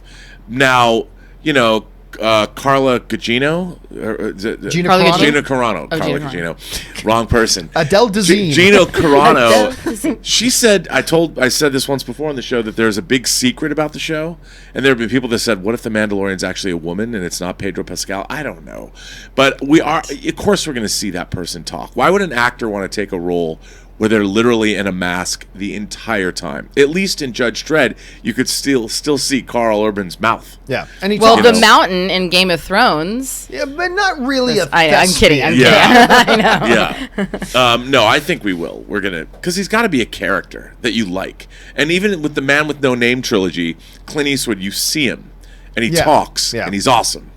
So, yeah, do you have any doubt we're going to see all that, or do you think they might try to make it a little bit more mysterious, Erin? No, we have to. Nobody wants to look at that for 2 hours, not 2 hours, sorry, for a series. Nobody wants to look at that. Yeah. You got to show that. If you're going to get Pedro Pascal, you got to show that. You got to show Pedro Pascal, for sure. All right, next up here, where are we at? Hector Jeter writes, where's the re-release of Airplane? That I need. I'm telling you what, you put Airplane in the theaters next weekend, I'm there. I still contend the greatest spoof film of all time. I love it. Tristan Thorpe writes, my 5 favorite movies. 5, Her, nice. Reservoir Dogs, Chasing Amy. I love Chasing Amy. 2, Creed. Number 1, Baby Driver. Again, great one. It's funny you mention Her, because what was I just watching? Oh, I was just mentioning that I just started watching Ballers. Mm-hmm. And there's this entire scene where a bunch of these guys are hanging out and they're high as hell. And they're in this super expensive mansion. They're watching Her, and they're talking about how trippy Her is. So it's so funny that you bring that up. Again, another great example there, Tristan, of people sending in top 5, top 10s, loving all the films on it, and not a single one of them are on my top 5 or top 10. And that is, again, the testament to how great movies are. All right, let's see. Akash Telly writes, in India, all show from Disney Plus will be streamed on Hotstar, which is a streaming service owned by Disney. It has a yearly price of 999 rupees or $14. I have been having our viewers from India writing to me and telling me about this service, which is just nutty. $14 for the year. And you're going to get all the Disney Plus content on it. Because it is a network, again, owned by Disney, and that's understandable. So they got all the Star Wars stuff. They're going to get all that kind of stuff, which is just awesome. I wish you could get... Is there a way you can get, trick a VPN into thinking your computer's in India and you can get this? Because this sounds pretty damn awesome. This sounds great. Okay, let's keep moving here. Taki75 writes, my top 10 films. 10, The Shining. Nice. By the way, how excited is everybody for Dr. Sleep? Number 9, Seven Samurai. Beautiful. Number 8, Lawrence of Arabia. That is in my top 10. Number 7, The Birth of a Nation. Number 6, Intolerance. Which one's Intolerance again? I'm unfamiliar with. It's a D.W. Griffith movie. Okay. It's not the one. That's not the one I was thinking about then. Number 5, The Maltese Falcon. Number 4, Stalker. Number 3, Citizen Kane. Number 2, Casablanca. And number 1, 2001, A Space Odyssey. Rob, I'm going to guess there's at least one of them on this list that's on your top 10. You know, I'm going to say 2. I'm going to guess there are 2 films on this list on your top 10. How many are on your top 10? Nope. No, just one? Nope. None of. Well, I thought here's the 2001 thing. would have been Now, on I yours. have to say, in terms of best movies ever made, my favorites, when I talk about my top 10, I'm thinking my personal top 10. Yeah. I would not say they're the best movies ever made. None of those movies appear on my top 10. All right. My favorite top 10. I'm a little surprised to see Birth of a Nation in anyone's top 10. Yeah, I mean, it's an influential film. I mean, it's got a lot of people talking about it, so it's interesting. Maybe he's a first-year film student. Okay, anyway. Straw Hat Noah writes, been revisiting the Star Wars films before Episode 9, and Rogue One still holds up. Such a great movie, in my opinion. Great action effects, characters, and Vader. Wow. Here's the funny thing, Straw Hat Noah, and you guys, is that when I talk to a lot of people, particularly people who really like Rogue One, they'll always talk about the second half of Rogue One, which is great. My actual favorite part of Rogue One is the first half. I love that the backstory of the characters. I love the tone that's set. I love the feel of the used universe, as George Lucas used to call it. I feel like they really made it feel like a lived-in universe. I actually really prefer the first part. Don't get me wrong. I love the second part. That's why Rogue One is my second favorite of all the new Star Wars films, just behind The Force Awakens. But yeah, I really like that one. Rob, I can't remember if you liked Rogue One or not. I did. Okay. I do like Rogue One. I don't love Rogue One. I think Rogue One could have been genius, but I think it's really good. All right, guys, listen, that's all the time we have here today for Rob and Erin being here. Thank you so much, guys, for being here. Don't worry, you and I are going to keep going on these topics for at least another half hour or so. But Rob and Erin both have things they got to do. Erin, for example, has to go get her car off the side of the highway somewhere. Anyway, Rob, thank you so much for being here, dude. Listen, where can people find you online? You can find me on Twitter, on BurnettRM. Find me at BurnettRM. Find me on Instagram at RMBurnett, or on my own YouTube channel, which I'm back on today, The Burnett Work. And of course, Erin Cummings. Erin, where can people find you once you get your car? Instagram and Twitter at Erin L. Cummings. And you can also check out my podcast, which is Kappa Kappa Cancer, your guide to the sorority you never wanted to join. Ooh, I got a question for you. Yeah. Do you know what your first episode of All Rise is? It is airing September 23rd. That's when your first episode is. That is the first episode and my first episode. I'm sure everybody out there has seen the billboards and the buses and they're vomiting All Rise everywhere, which I'm super excited about. And the show premieres 9 p.m. Monday, September 23rd. All right, guys, on CBS. On CBS. Guys, keep your eyes open for that. So thank you so much, you guys, for being here, and we will see both of you guys later this week. All right, guys, for the rest of us, so let's keep on rolling with the questions that you guys have sent in. All right, next one up comes to us from Dude Man, who writes, John, I'm here to help you out so your PlayStation doesn't go to waste. Get Until Dawn, amazing horror game with Rami Malek, the game that got him to fame. It's not a game that's difficult. You can't fail. I don't know, man. With these damn console controllers, I can fail. Anyway, because, and then Dude Man continues on and writes, where is it? Because the story continues if you mess up, so no frustration of replaying. It's got great twists and turns. Came out in 2015. The game is like Cabin in the Woods, funny but very scary. Brett Dalton did it. All right, what's the name of this thing again? Because you got me intrigued, man. I'm telling you what, you got me intrigued. Until Dawn. Okay, I'll be honest, I haven't heard of this game. Let me see if I can bring it up here quick. There it is. Okay. Until Dawn, PS4. Let me see if I can. All right, I've got it up on my thing now. I will check it out, dude. I will check it out. Thank you for the recommendation. I will take it to heart. And you know what? I'm going to commit right now that I'm going to give it a try. I don't know if I'll last more than 2 minutes, but I'm going to give it a try. That sounds like my last sexual encounter. I'm going to give it a try. I can't guarantee that I'll last more than 2 minutes, but I'll give it a try. So anyway, I'm going to give it a shot there, dude, man. Okay. Jacob Silvers writes, John, FYI, Jedi Fallen Order is coming to PC, so you don't need to play it on PS4. Yes! I'm very excited about that. I'm very excited about that. And that I don't have to get it on PS4. I can just play it on my PC, which is the way games are meant to be played. I just made everybody mad at me. Okay, Lucas Kohler writes, on yesterday's companion video, you thought I meant it 1, but I meant it 2. I saw it last Tuesday, and it was way funnier than expected. Ending sucked, though. Oh, that's interesting. I haven't heard anybody say that so far. I'm hearing different opinions about It Chapter 2, obviously, but I haven't heard anybody say at this point that they thought the ending sucked. So, okay, that's interesting that the ending didn't work for you. That's cool. Okay, let's see here. What's coming? A Dude Man also follows up, perfect game to ease you into PS4 basic controls. You know what? Maybe that's what I need. Maybe I just need, again, like my last sexual encounter, somebody to come along and gently take me by the hand and just guide me in. Just guide me in to the wonderful world of PS4. And maybe that'll be it. Maybe this will be the one. Maybe this will be the game that gets me more into PS4. Ryan B writes, I really was touched and appreciated your sentiment regarding your friend who passed away on one of the last week's shows. Reached out to several people. That's awesome to hear.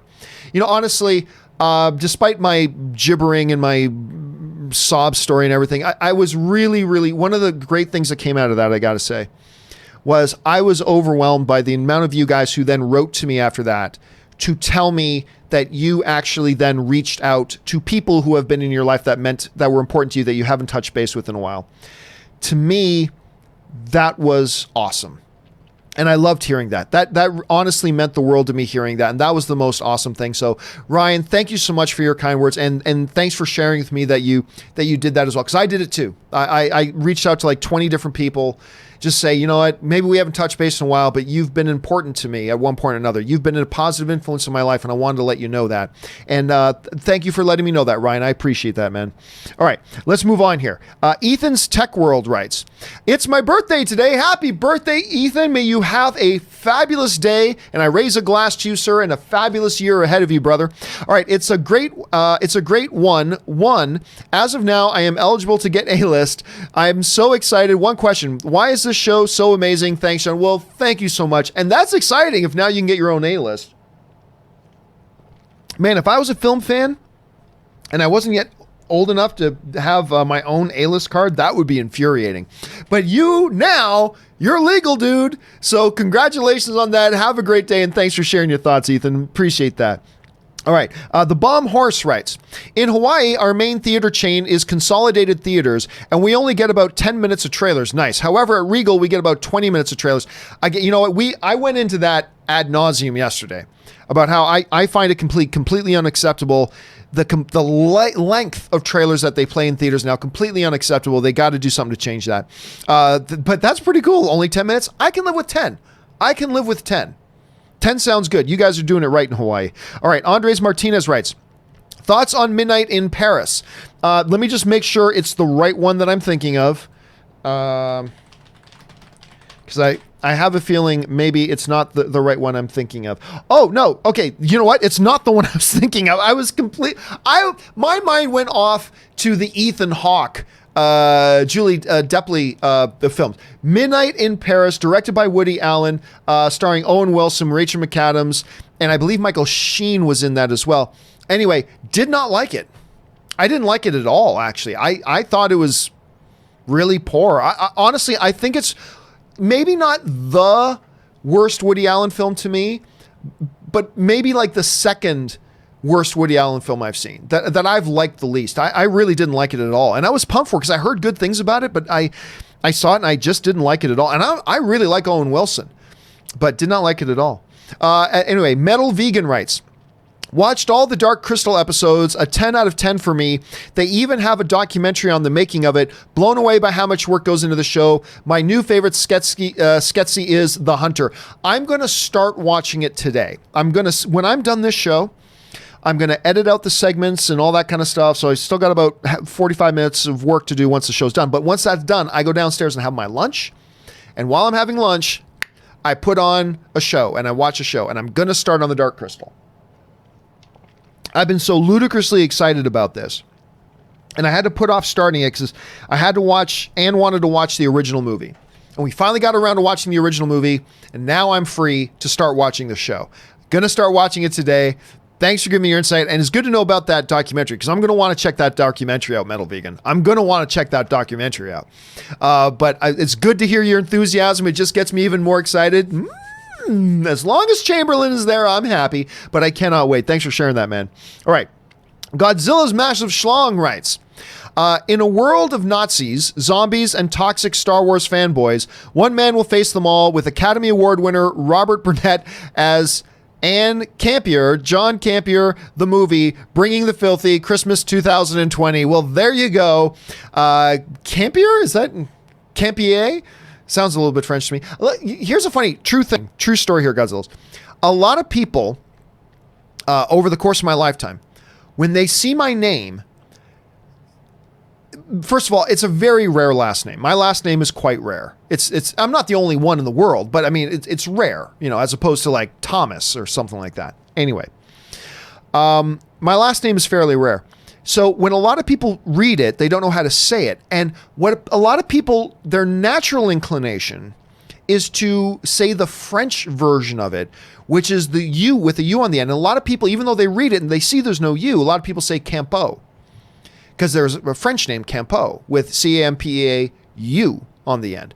And especially in Canada, which is, French is one of our official languages. So a lot of people, especially there, will want to say Campeau. But I even find in the States, a lot of people, their natural inclination, because they've never seen my last name the way it is, they say Campeau, which is really rather odd.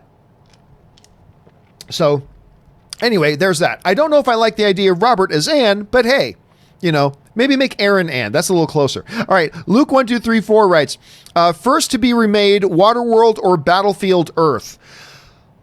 Ooh. I'll Waterworld. You know what? Waterworld, I don't care. Waterworld was not terrible. Waterworld was not terrible. It's not great, but Waterworld, I contend, is not terrible. And, forever they've had a big theme show at Universal Studios Hollywood. So it's constantly been there and all that kind of stuff. Battlefield Earth is one of the biggest abominations ever to ruin a movie screen. It's just one of the worst films ever made. So, and I don't think Waterworld is terrible. So I'm going to say Waterworld. All right. Nick writes, one of three. Hey, Robert, John, Robert, and Erin. Hope you're all having a lovely day. Just curious about which movies that make you or have made you cry. I've literally seen thousands of films, and the only one that makes me cry every time is I Am Sam. That's a pretty good one. The movie hits close to home because I've suffered from cerebral palsy since birth. It scares me that if I ever became a father one day, someone could decide that I'm an unfit parent and take my child away from me. Okay, first of all, Nick, that is right there a great example of one of the truly intrinsically beautiful thing about film, even in its tragedy, is that a lot of times movies, like we see Endgames, like, yeah, big explosion, Spider-Man, yeah, big explosion, Star Wars, ooh, explosion. But I find that the real power of film comes into play when we as human storytellers tell stories that some of us in the audience really feel a connection to, when we feel that a movie is speaking to our experience or an experience that we have had. That's when it gets really strong. I mean, that's one of the reasons why, Nick, and you put it so beautifully, but a lot of times people ask me, what's my favorite Kevin Smith film? And I'll surprise them when I say Clerks 2. A lot of people think maybe I'll say Chasing Amy, which I love. I love Chasing Amy. And a lot of people would think, well, if you're going to say a Clerks movie, you wouldn't say Clerks 1.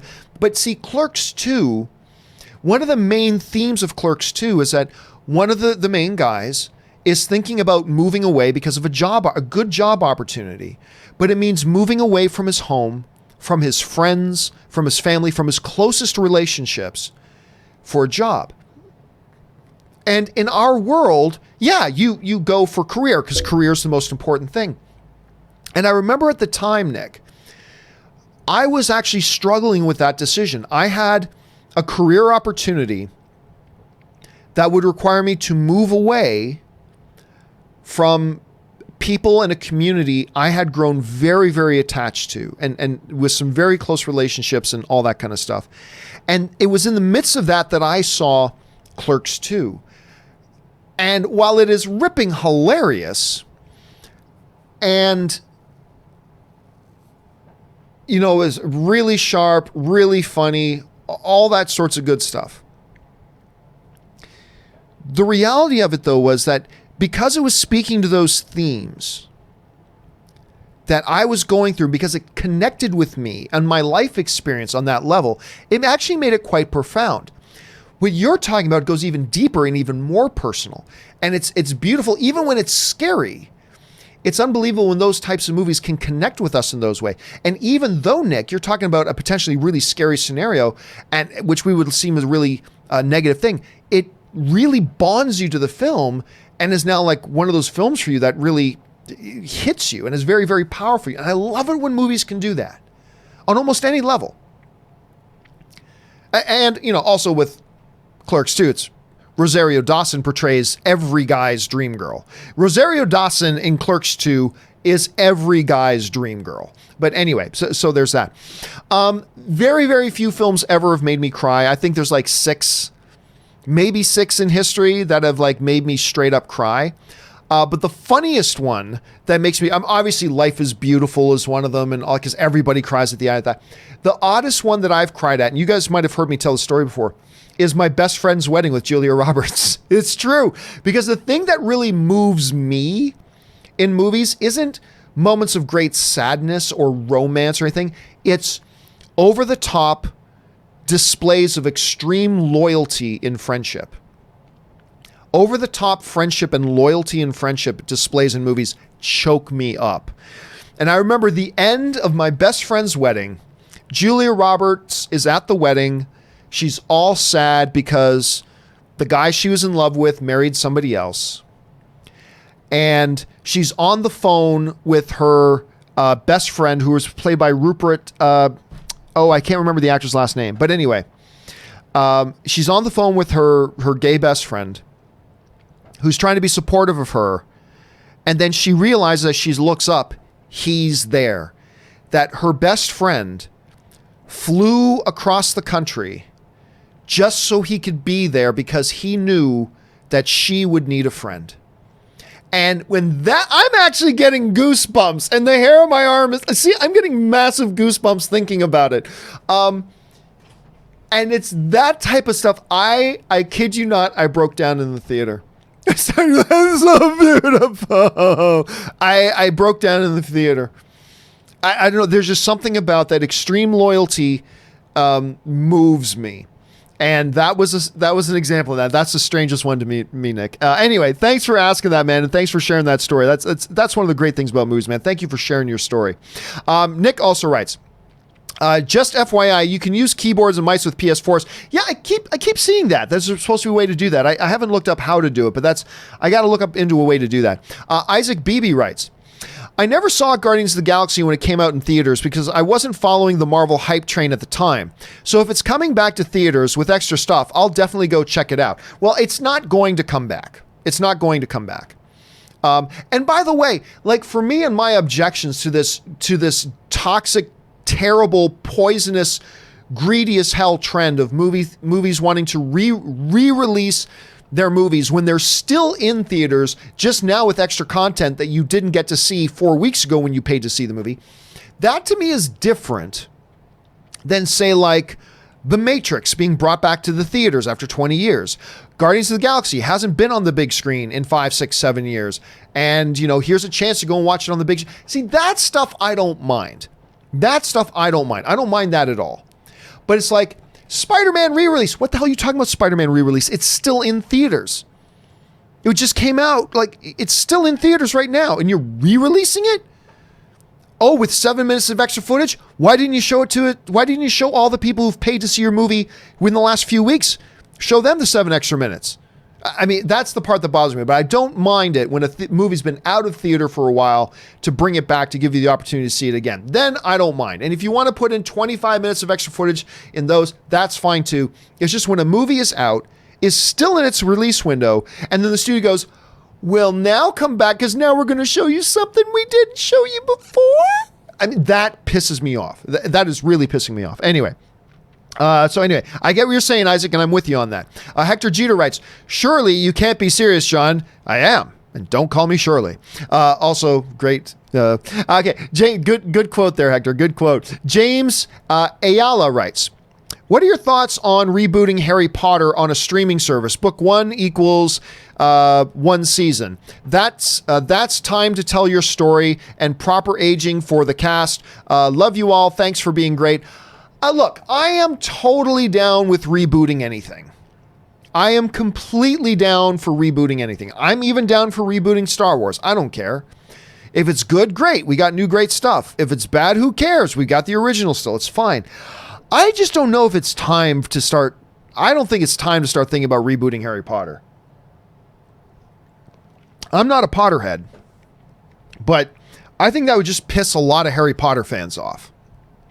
And honestly, I think that would be really stretched out. One book in a season, when they did one book in a movie and did it great with one book per movie, to stretch that out and just, nah. I think it works much better as movies, to be honest with you. I think it works much better as a movie. I think that would, if you just like eight episodes, I think that's just stretching things out and dragging things out. I think that's unnecessary. So yeah, for me, although I'm totally good with the idea of rebooting anything, I just don't think the timing is right now for a Harry Potter thing. I think it would piss off a lot of the hardcore fans, and the idea of doing it as a series, I don't think it works. Personally, I don't think it works, but that's just me, James. But you're thinking outside the box, dude, and that's always a good thing. Mikhail writes, hello, guys. So are all of the Star Wars movies going to be on Disney Plus at launch? No, not at launch. Never seen a Star Wars movie, but looking forward to it. I believe they said within the first year, because remember, there are some licensing rights that need to clock out. There are going to be some licensing rights with a couple of the movies that won't be finished their clock by the time Disney Plus launches. A bunch of the Star Wars movies will be available on Disney Plus opening launch. And within a year, they said all of them will be there, but not all of them at launch. I can't remember the exact ones, but not all of them at exact launch. Okay. Initial D's writes, hey, GC, good morning and have a great day, everyone. Thank you so much, Initial. It's always great when somebody just wants to wish me and everybody else here to have a good day. So thanks for that, man. Mikhail writes, only ever seen one Lord of the Rings. What? Only ever seen one Lord of the Rings movie, but was too young to remember it. The second one and third one are on Netflix, but not the first one for some reason. Really? You've got to be able to find it. There's got to be a way to find it. Look, even if you got to pay for it, go on Google Play or iTunes or whatever it is your streaming thing of choice is. Dude, again, I said this the other day. You don't have to watch Lord of the Rings. But I think if you're a film fan, you owe it to yourself to watch one of the most celebrated and successful film franchises of all time. It is one of only two trilogies in the history of Hollywood where all three movies in the trilogy got nominated for Best Picture. Never happened before. Probably will never happen again. But it's the only one of only two film trilogies where all three got nominated for Best Picture. Lord of the Rings, Fellowship of the Ring was nominated for Best Picture. Didn't win, but it was nominated for Best Picture. Lord of the Rings: The Two Towers, nominated for Best Picture, but it didn't win. And then obviously, Lord of the Rings: Return of the King won Best Picture at the Academy Awards and won a record 11 Oscars. No film in Hollywood history has ever won more Oscars. No film in Hollywood history has ever won more Oscars than 11. And that was Lord of the Rings. Two others tied it previous to that, but no other films have ever done that. The only other film trilogy where all three were nominated for Best Picture was The Godfather. And The Godfather won one Best Picture, Godfather 2 won Best Picture, Godfather 3 was nominated. So those are the only two film franchises. So you owe it to yourself, brother. Find a way to watch the first one, even if you got to pay for it. It's only a couple of bucks. And then watch Lord of the Rings trilogy. You owe it to yourself to at least try it. You owe it to yourself. All right. Michael Pacheco writes, hey everyone, The Peanut Butter Falcon and The Last Black Man in San Francisco are two very good movies of 2019. Have you checked them out? Nope. Never had a chance. I don't think it's even played anywhere around me, and I have not had a chance to watch Peanut Butter Falcon. So that comes up almost every day. Never had a chance. I don't even think I'm going to until it's on streaming. So there's that. But you're not alone, Michael. A lot of people talking about that Peanut Butter Falcon with Shia's movie. All right, Ryan Lohner writes, really hoping the Mandalorian never ever takes off his helmet. Why? Let him keep some mystique rather than a Judge Dredd. No, I disagree. Why? Why? This isn't Boba Fett. I mean, why wouldn't we want him to take his helmet off? I don't understand that. It's like saying, okay, there's a movie coming out next week. Well, look, there's going to be a new Jumanji movie. Do we hope that one of the leads puts on a helmet and doesn't take it off? I mean, there's no reason. There's absolutely no reason why the Mandalorian should never take his helmet off. There's just no reason for it. This isn't Judge Dredd. This isn't Boba Fett. This isn't those. This is a different guy. The Mandalorians always had their helmets off. They wore their helmets a lot and quite often had them off. That's normal. It's not normal for Mandalorian just to walk around all the time, never taking his helmet off. That's not normal. So, I mean, hey, look, I want some strange things in some movies and TV shows, and we all do. I got to say, Ryan, I think that's a strange thing because this isn't Boba Fett. If it was Boba Fett, then I could see some people going, I hope he doesn't take his helmet off. I can see that because that's that character. But this guy has nothing to do with that character other than the fact that his lineage is from the same homeworld planet. That's it. So I don't see that. I think that would just be bad for the show. I think it would just be horrible for the show if he kept his helmet on the whole time. There's no point to it. There is nothing in his history that suggests he should always be wearing the helmet. And the only way I think people would ever even think about that is if they keep confusing themselves that this is somehow Boba Fett. It's not Boba Fett. It's a different guy. And there's no reason he should never take his helmet off. I just don't see it. But then again, like I said, I've got some strange things that I've wanted to see in TV shows and movies that have no logical reason to them. So I've got those. Everybody's allowed to have those. I just don't see there being any logical reason for that, Ryan. But that's just me, buddy. All right, K Major writes, one of two. Hey, John, I'm from New York City and have been to many cons. Dude, you're not missing much. San Diego and New York City Comic-Con have the same issues. Venue is way too small. Saturday is the worst. Literally barely any room to walk. I haven't gone the past 2 years. With all that said, I am coming to San Diego Comic-Con next year. Very excited. May return to New York City Comic-Con year after. I don't know any large venues that can hold it on the East Coast. Yeah, see, I've heard that. I've heard that, K Major, and thank you for sharing that with me. I've heard that about New York City Comic Con. I've never been. I've heard it's a lot of fun, but I've also heard it suffers some of the same issues as San Diego Comic Con with it being overcrowded. I have said for years, I really believe San Diego Comic Con should move to Las Vegas. I really believe they should move to Las Vegas. It just solves every problem. They have 8 times the amount of hotels.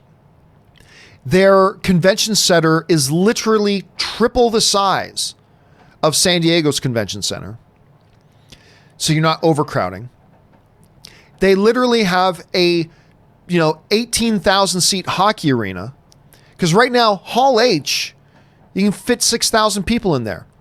200,000 people go to Comic-Con. That means only 3% of the people who go to Comic-Con can go in and watch the Avengers Endgame panel at Comic-Con. 3% of the attendees. Now, you go into an arena where you can hold 18,000 people, that's still a small percentage, but it's triple the amount that you can currently do in Hall H. It's triple the amount of people who want to go into a panel will be able to go into a panel. There's just too many reasons to move to it. But anyway, do check out San Diego Comic-Con. It is a lot of fun. The weather is glorious in San Diego. I always talk about they need to move it out of San Diego, but I also have to admit I love that town. San Diego is a beautiful place. with, you're right on the waterfront. It's gorgeous. It's wonderful. I do love the city. It's just that I think practically speaking, they need to move it out. And one of these days I do want to go, K-Major. One of these days I want to go to a New York City Comic Con and check it out and see what all the hubbub's about. But thanks for giving me the heads up on that, man. All right. Catman writes, saw a funny video that said Disney ruined lightsabers forever because Kylo didn't destroy Rey and Finn in The Force Awakens, and Luke called it a laser sword in The Last Jedi. Look, lots of stupid things get said on YouTube. I mean, you're going to find somebody on YouTube saying the stupidest thing you can possibly imagine. You're going to find somebody on Twitter saying the stupidest thing you can possibly imagine. I mean, there's no point in getting in discussions about, I saw somebody on YouTube say, well, of course, every stupid thing you can possibly imagine, somebody is saying somewhere. And even if we do think it's stupid, that's just their opinion, and they're entitled to it. Even if I think it's a stupid, look, I'm sure I have opinions that people think are stupid, and that's what opinions are, And yeah, that sounds like a pretty dumb, stupid opinion to me. But I'm sure I have opinions that other people think are dumb and stupid, so who cares? Somebody out there is always saying something about something. It's inevitable. And even if they are, they're entitled to their opinion, right? Just because you and I think it's stupid, and I do think it's stupid, like I said, I have opinions that people think are stupid. So, hey, whatever, to each their own. Jesse Lopez writes, most underrated Star Wars scene for you guys. I mean, that's impossible to say, because by underrated, you mean people don't necessarily think of it or think it's that good. So that's it. I mean, you don't say the throne room battle because everybody knows that scene's awesome. You don't think of, Luke destroying the Death Star because everybody knows that scene's awesome. So I don't know. I mean, a scene that nobody really ever thinks about and nobody ever thinks is all that good, because that's the definition of underrated. So I don't know. I would have to think about that. That's not something I kind of carry on the top of my head, Jesse. Ganem McIntyre writes, I adore the original Dark Crystal. Have you seen the prequel series yet? I loved it. If so, what are your thoughts? And keep bringing on that filthy. Haven't seen it yet. I'm going to start watching it today, though. Going to start watching it today. And one of the good things about the fact that Ann hadn't watched the original movie yet is it gave me an excuse to watch the original movie again. And I cannot wait to watch the new series, dude. All right. Abe 10 Alpha writes, my top 5 movies. Number 1, Interstellar. Number 2, Inception. Number 3, Wolf of Wall Street. Number 4, Black Hawk Down. Number 5, Mean Girls. Wow. This show is so fetch. Keep up the great work. I got to tell you, Abe, in the Sesame Street game of one of these things is not like the other, that'll be Mean Girls. My wife loves that show. Is butter a carb? My wife loves that show. Or loves that movie, I should say. She doesn't even go here. Loves that movie. But yeah, Interstellar, Inception, Wolf of Wall Street, Black Hawk Down, Mean Girls. You caught me off guard with that one, dude. But that's the great thing about the movies, isn't it? That's a solid list, man. All right. Christopher Cadwell Jacques writes, yesterday you talked about how in Hollywood you need to be good and lucky. How well do you think La La Land showed this with Emma Stone's character? Oh, a lot. I think that's one of the reasons I think a movie like La La Land particularly resonates with people who live in Los Angeles. Because, I mean, La La Land is basically life for a lot of people trying to become actors. Because in Los Angeles, every coffee shop you go to, the baristas are all actors, and that's just their day job. Every restaurant you go to, the waiter or waitress, they're all actors or actresses, and that's just their day job. Every clothing store you go into, the person there helping you pick out clothes, that person is actually an actor or an actress, and this is their day job. I mean, that is life here. And I think La La Land actually really does capture the idea that it's not just about being good, you got to get lucky, too. It's a combination of being skilled and being lucky. It's a matter, it's just, people work hard to make sure that they put themselves in a position where they can get lucky. Some people just want to get lucky. Those are losers. People who work hard to put themselves in a position where they can get lucky, that's the difference. That's the difference. And I think La La Land shows that. I really do. A good example of that, Christopher. Toonie2 writes, do you think Star Wars will become more of a TV franchise in the future? No. No, I don't. I look, right now, Disney still knows. I mean, the Alan Horn was talking about this the other day. The real money is still made in the movie theaters. That's where the real money's made. And I still think primarily that's what Star Wars will be. But now that it's on television, it's going to be on television, period. But it's not only going to be on television. That's the thing. I still think it'll mainly be a film franchise, but let's see how it evolves, man. We're in a very big transitional time right now, and we haven't got a clear picture about how it's all going to shake out. So we'll see in the near future, Tune YouTube. It's an interesting question. Slim Trav writes, hope Morbius works out for Leto. His Joker didn't work. I think his Joker worked great. I really do. I honestly, I don't care what everybody else thinks. I think Jared Leto's Joker was good. I think it was misused. And I thought it was underused at the same time, but I really dug that incarnation of the Joker. I thought it was very clearly the spirit of Joker and very clearly very different and unique from any other Joker we've had. And I dug it. I dug his Joker. I really did. And I know some people don't, but I'm hoping Morbius works because I want to see them crack another one out like they did with Venom. So I'm hoping Morbius works. It's certainly got a lot of potential. All right. Ain't Banks 1984 writes, did any of you check out the Dave Chappelle's new Netflix special, Sticks and Stones? Rob has. I have not yet. I sat down to watch it the other day, and as I was going through the Netflix menu to get it, I came across this sci-fi movie on Netflix called I Am Mother that a number of people really, and I like Hilary Swank, so a lot of people were saying, had been writing in saying you should check out I Am Mother. So I made a split-second decision to watch I Am Mother instead of the Dave Chappelle stand-up show, because I'm a big fan of Chappelle's stand-up comedy. So I haven't had a chance to watch it yet. I will at some point soon, I hope, because I think Ann wants to watch it too. So maybe in the next couple of days, we'll have a chance to sit down and watch it. Willow Yang writes, do you think Erin would be able to complete the Night Spider quest you were doing on World of Warcraft yesterday? So I did a little play in chat last night, playing the new World of Warcraft, playing World of Warcraft Classic. So I loaded up and have been playing World of Warcraft Classic. And I love World of Warcraft Classic.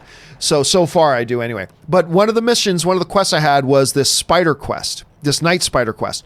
No, Erin wouldn't even, I'm not kidding. I'm not joking around. Erin wouldn't even be able to be in the room. Like, I took her to see Spider-Man Into the Spider-Verse, and for 1 second there's an animated spider on the screen, and she almost had a heart attack. She buried her face into my shoulder, squeezed my arm with her nail. Like, I thought she was going to have a heart attack, seriously.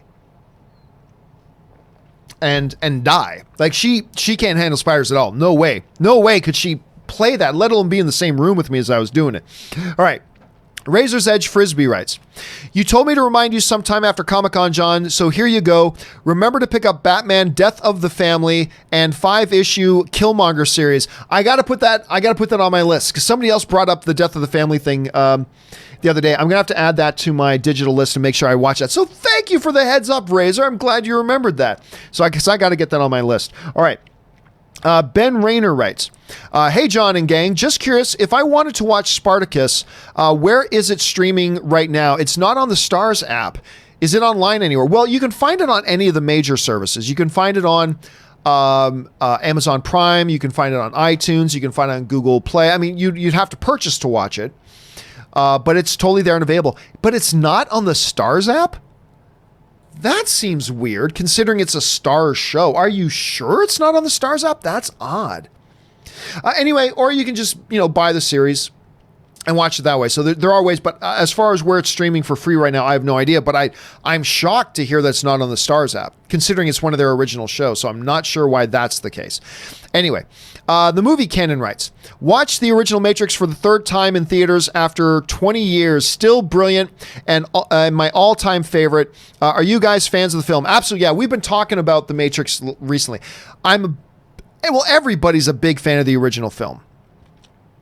I'm not stoked for the fourth one that they've announced because I don't think the directors have done anything good since the first Matrix. The Matrix quality of films took a big nosedive, and I think a lot of the films they've done since have been terrible, and it's only one of the Wachowskis coming back to direct instead of both.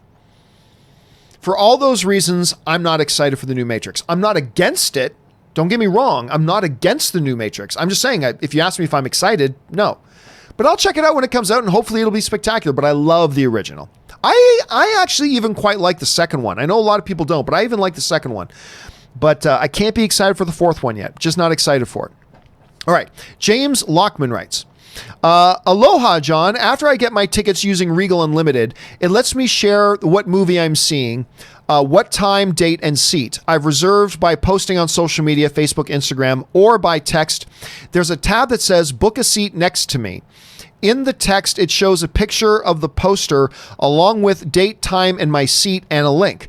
I think this is a cool feature that A-List should try.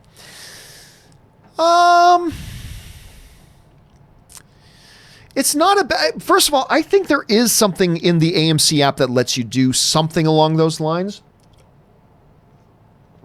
There's a privacy issue there, though. Do I want everybody in the world to know exactly what theater I'm at, exactly which showtime, and exactly which seat I'm sitting in? I don't know. But anyway, obviously, James, there's some really good practical application to that, but there's still a little bit of a danger, right? This is why I think AMC needs to add to their A-List program the ability to punch in a friend's A-List membership number so you can book multiple tickets with multiple people's A-Lists. Because even if you put that up, let's say I get seat M23, right, at a movie theater, and then you see, let's say you're a friend of mine and we're in LA, and you see, okay, he's got seat M23 like 45 minutes later. Well, the fact of the matter is somebody else may have come along and already booked those seats next to me. That's why I think A-List, Regal Unlimited, they've got to come up with better ways that other members can all book through one person at one time to make sure you get the seats you want and you can get them together. I think that's the next step. Rather than advertising online where you're going to be in which showtime and which seat you're going to be in, I think because that still doesn't guarantee you're going to get your seat. They got to come up with a way to let people, and I think this would behoove both Regal and AMC, to have a way, because here's the thing, Anne's got her own A-List, right? And so when we book movies to go together, she's got to book a ticket and seat M23, and I got to be sitting there with my phone at the same time. Okay, ready, and book it. And then she gets seat 23, I get seat 24. They've got to come up with a way that I can book 3 seats, and it's all A-List members. So it already knows mine. What's this? Who's the second A-List member to get your seat number 2, and just punch in her membership information. Great. Ann Campea is now registered for that seat. Who is your third AMC A-List member taking your third seat? Punch in my buddy Soul's number. Great. Now Soul is booked for that seat.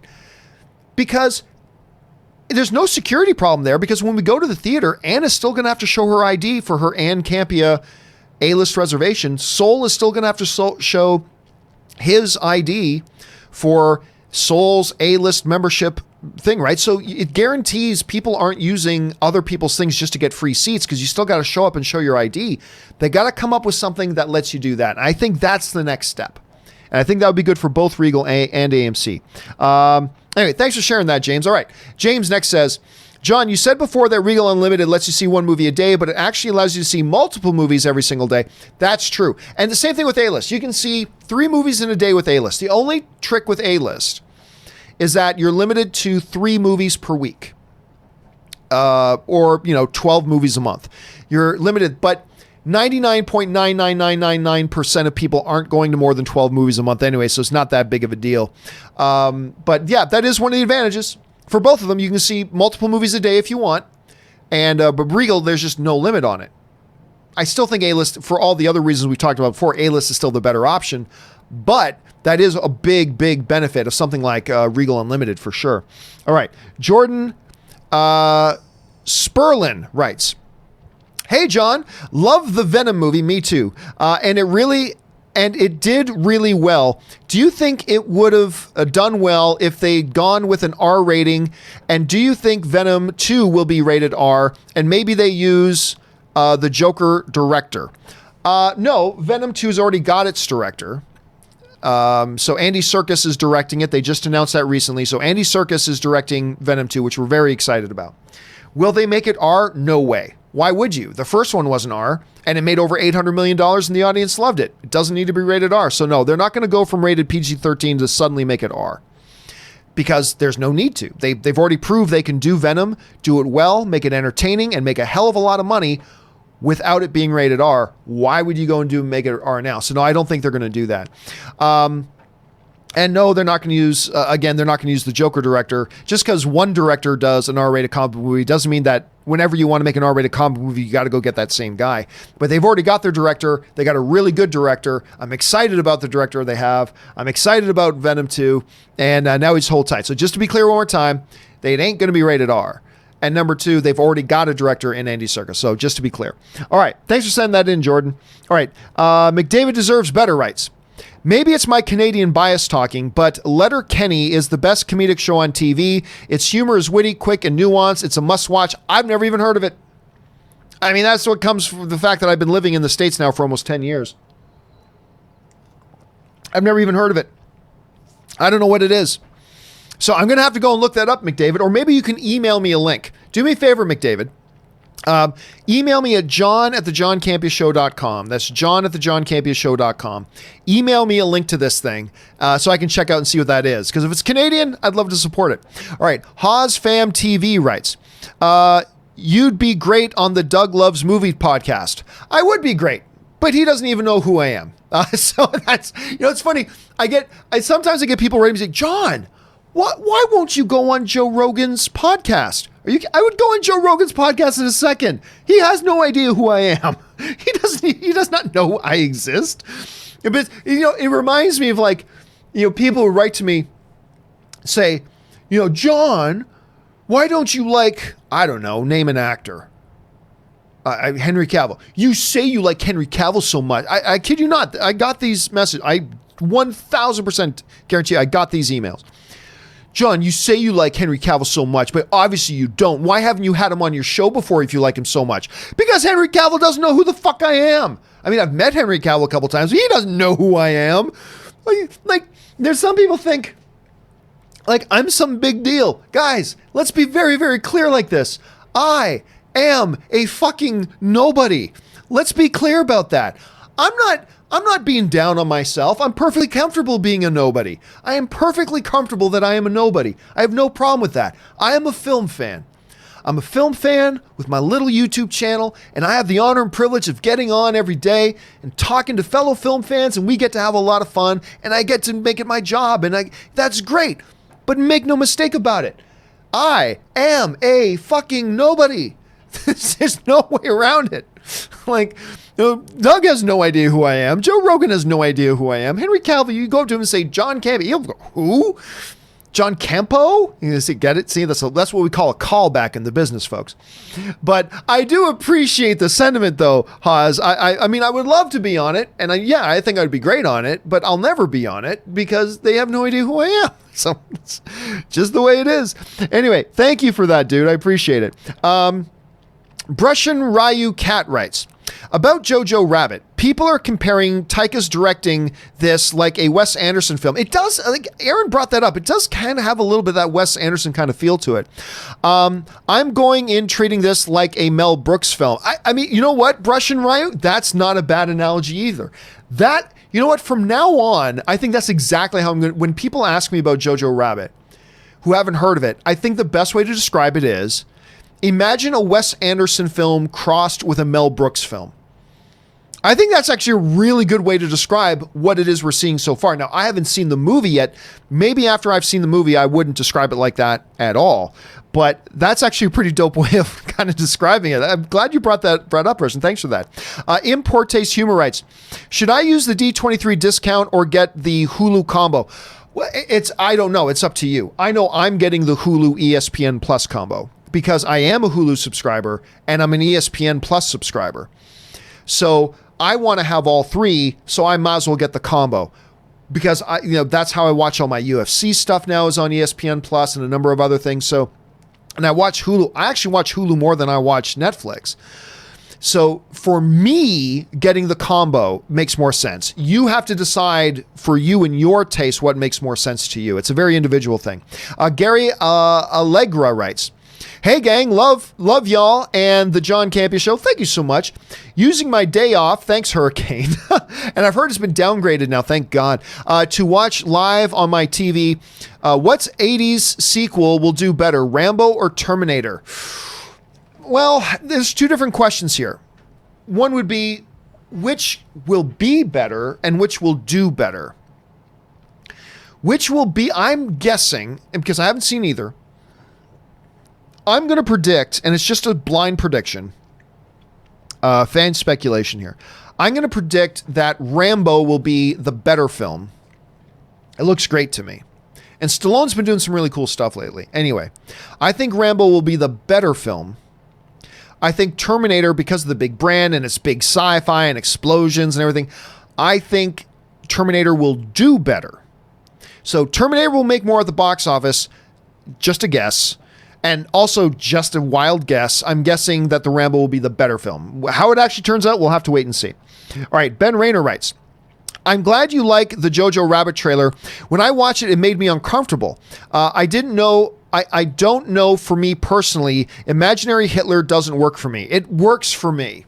And I'll tell you why, because art needs to push limits and boundaries. And the fact of the matter is, a little kid living in Germany at that time, who's the one that everybody's telling to be their hero? Hitler. Hitler was everybody's hero, right? So that makes sense to me, and how a kid may imagine that being.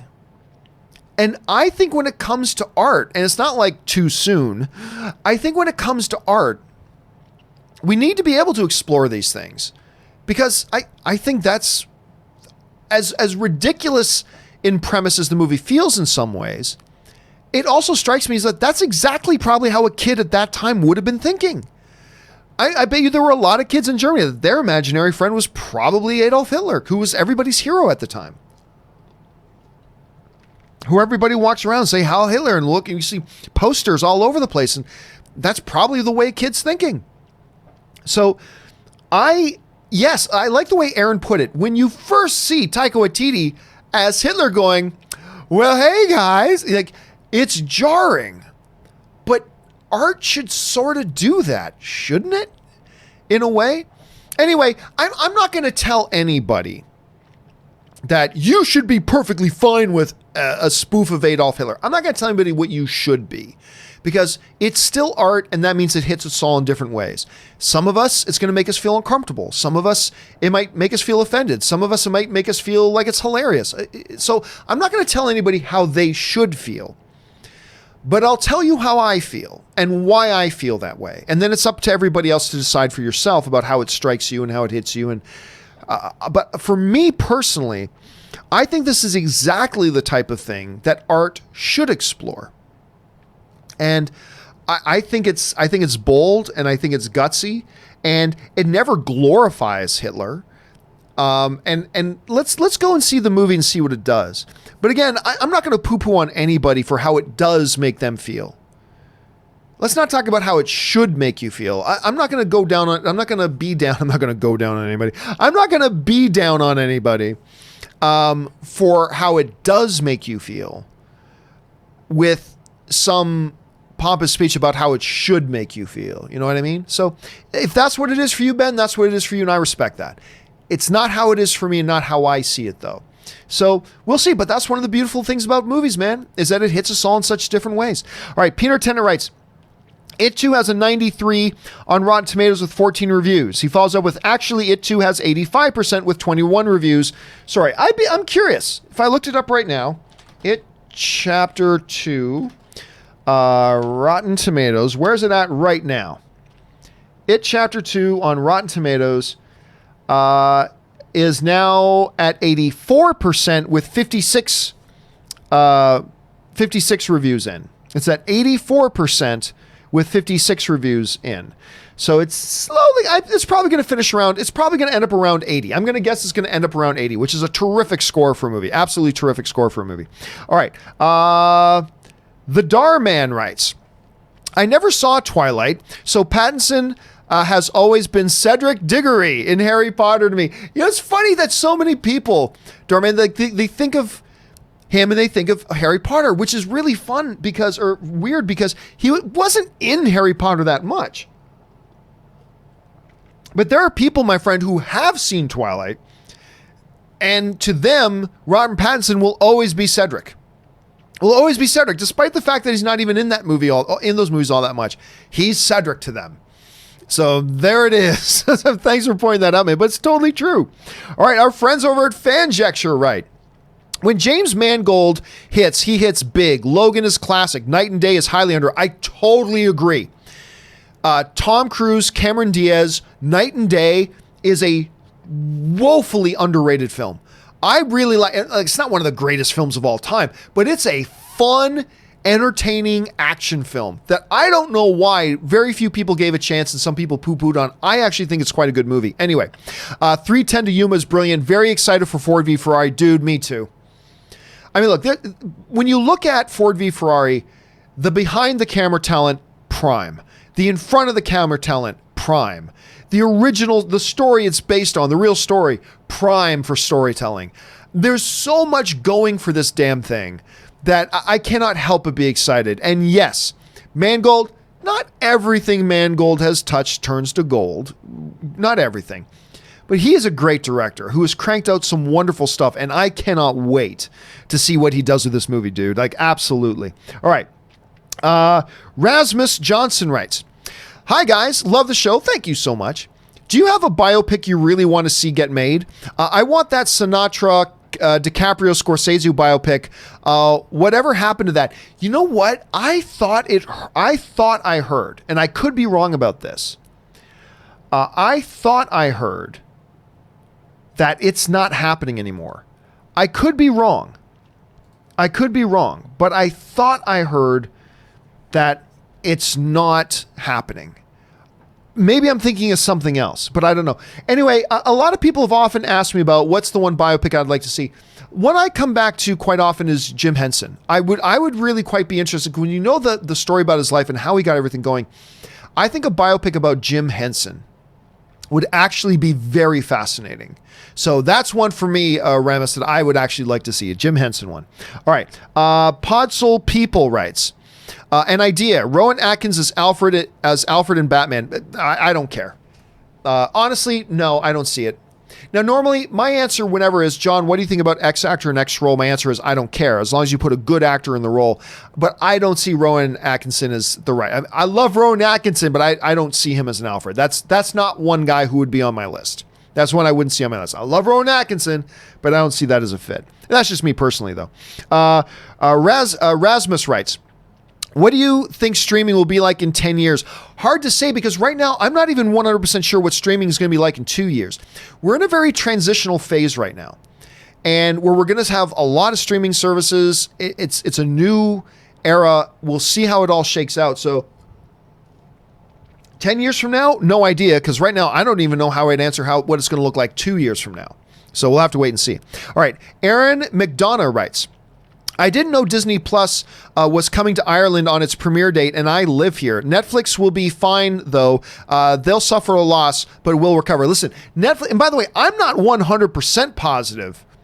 I said earlier that I believe Ireland is one of the places is opening on November 12th. I'm not 100% positive about that, so go get confirmation from that from another source, because I think they said Ireland will be one of the places it releases on day one, but I could be wrong about that. But if it is, that's awesome. And you're right. Look, everybody's thinking, oh, that's the end of Netflix. No, it's not. Look, Netflix is going to face some challenges because they're so used to having this playground all to themselves.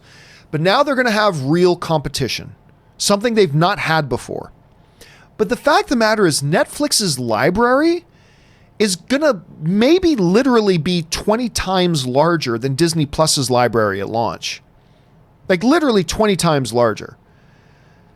And let's see how things shake out on YouTube. But no, Netflix with such a huge subscriber base all over the world, global market share through the S. Netflix will be fine. At least for the first couple of years. We'll really see after a couple of years how things start to shake out. But in the immediate, Aaron, you're absolutely right. 100%. Netflix will be fine. But it's going to be a more challenging time for them than it has been before. We'll just see how challenging it's going to be. All right. Andy, where am I at here? Andy Nguyen writes. Where did Andy Nguyen go? Did I go back too far? No, Andy Nguyen writes, will The Rock ever take on more serious or darker roles that we aren't used to seeing him in, like Denzel with Training Day? And does he need to? Would love to see him do a hard R thriller or action film. Well, listen, Dwayne Johnson has done those movies. Let me, for instance, Faster, or is it just called Fast? I think it's Faster. Faster is actually, I quite like, it's a more serious, edgier kind of role for him. Then he did another one called Snitch, which was incredible. Let me see if I can find this here. Oops. Cancel that. Hold on a second. Yeah, he did a film in 2013 called Snitch. That was, I actually had the director in my studio once named Rick Romanois that I actually thought was really, really good. And yeah, there's action elements to it as well, but it's also really has just a heavy drama kind of feel to it. There's Faster was another one that he did. Again, there's an action element to it. That one was directed by George Tillman, and it had the girl who was Dexter's sister. Oh, what's the name of the girl who played Dexter? But anyway, Billy Bob Thornton was in it. Tom Berenger was in it. What was the name of that girl? I'm forgetting. Maggie Grace was in it. But anyway, so Faster was one that was like that. So he's done some of those. Now, then we're going back to like 2011, 2013, where he started to do things like that. And so he's done those before. Here's the thing about Dwayne "The Rock" Johnson right now. I think Dwayne "The Rock" Johnson, who I believe is 47 or 48. So, I mean, he's still young. I mean, at 47, 48 today, he's still young. But still, I think Dwayne Johnson right now is in a period in his career where he knows he's the biggest action star in the world right now. He's probably the biggest movie star in the world, period, right now. And right now, he's in a period of his life where he can do the big action roles. He can be the big physical beast that he is. But he also knows that at 47, 48 years old, he's still got a few years ahead of him to be that.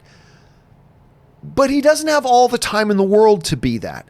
So I feel like right now, Dwayne Johnson is one of the reasons he's so damn busy is because,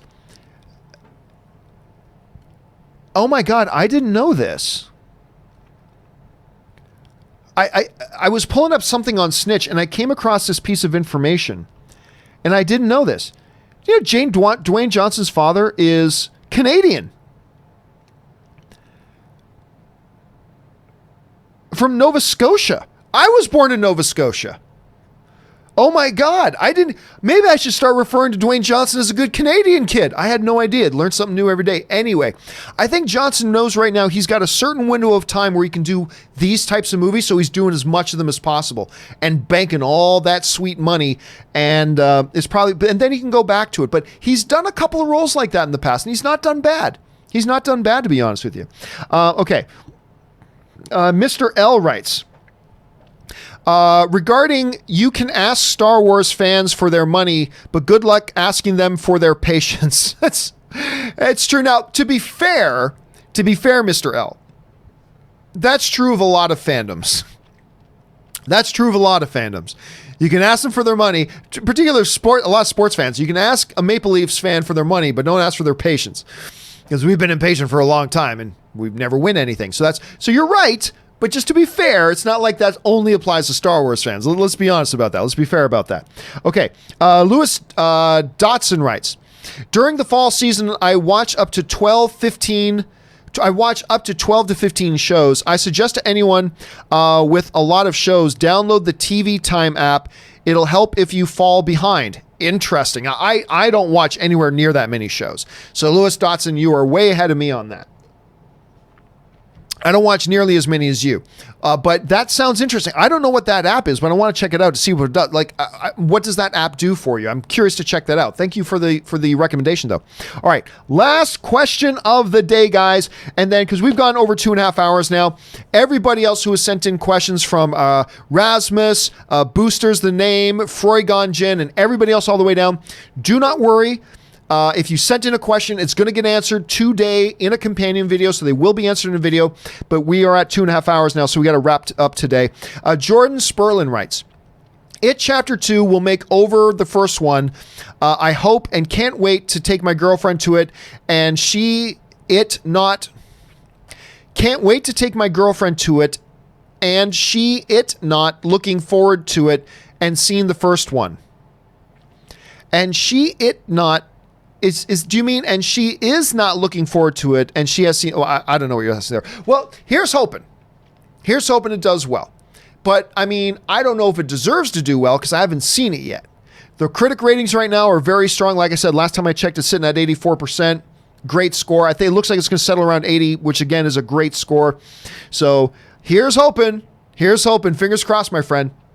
All right, guys, that will do it for today's installment of the John Campea Show. Thank you guys so much for being here and being a part of this. All of you guys who are part of the community, talking to each other in the chat, leaving comments behind. Those of you sending in super chats, you give us great fun things to talk about, and you support the channel along the way as well. Special thanks also to Mr. Robert Meyer Burnett and the great Erin Cummings, who are both here today. Of course, we'll see Robert back here again tomorrow with Chris Carr will be here tomorrow, and then Chris and Erin. It's pants, as Erin dubs it, Pantsless Tuesday or Thursdays. No Pants Thursdays. That's what Erin called it. No Pants Thursdays with me, Erin, and Chris Carr. Make sure you guys come back and join me for that as well.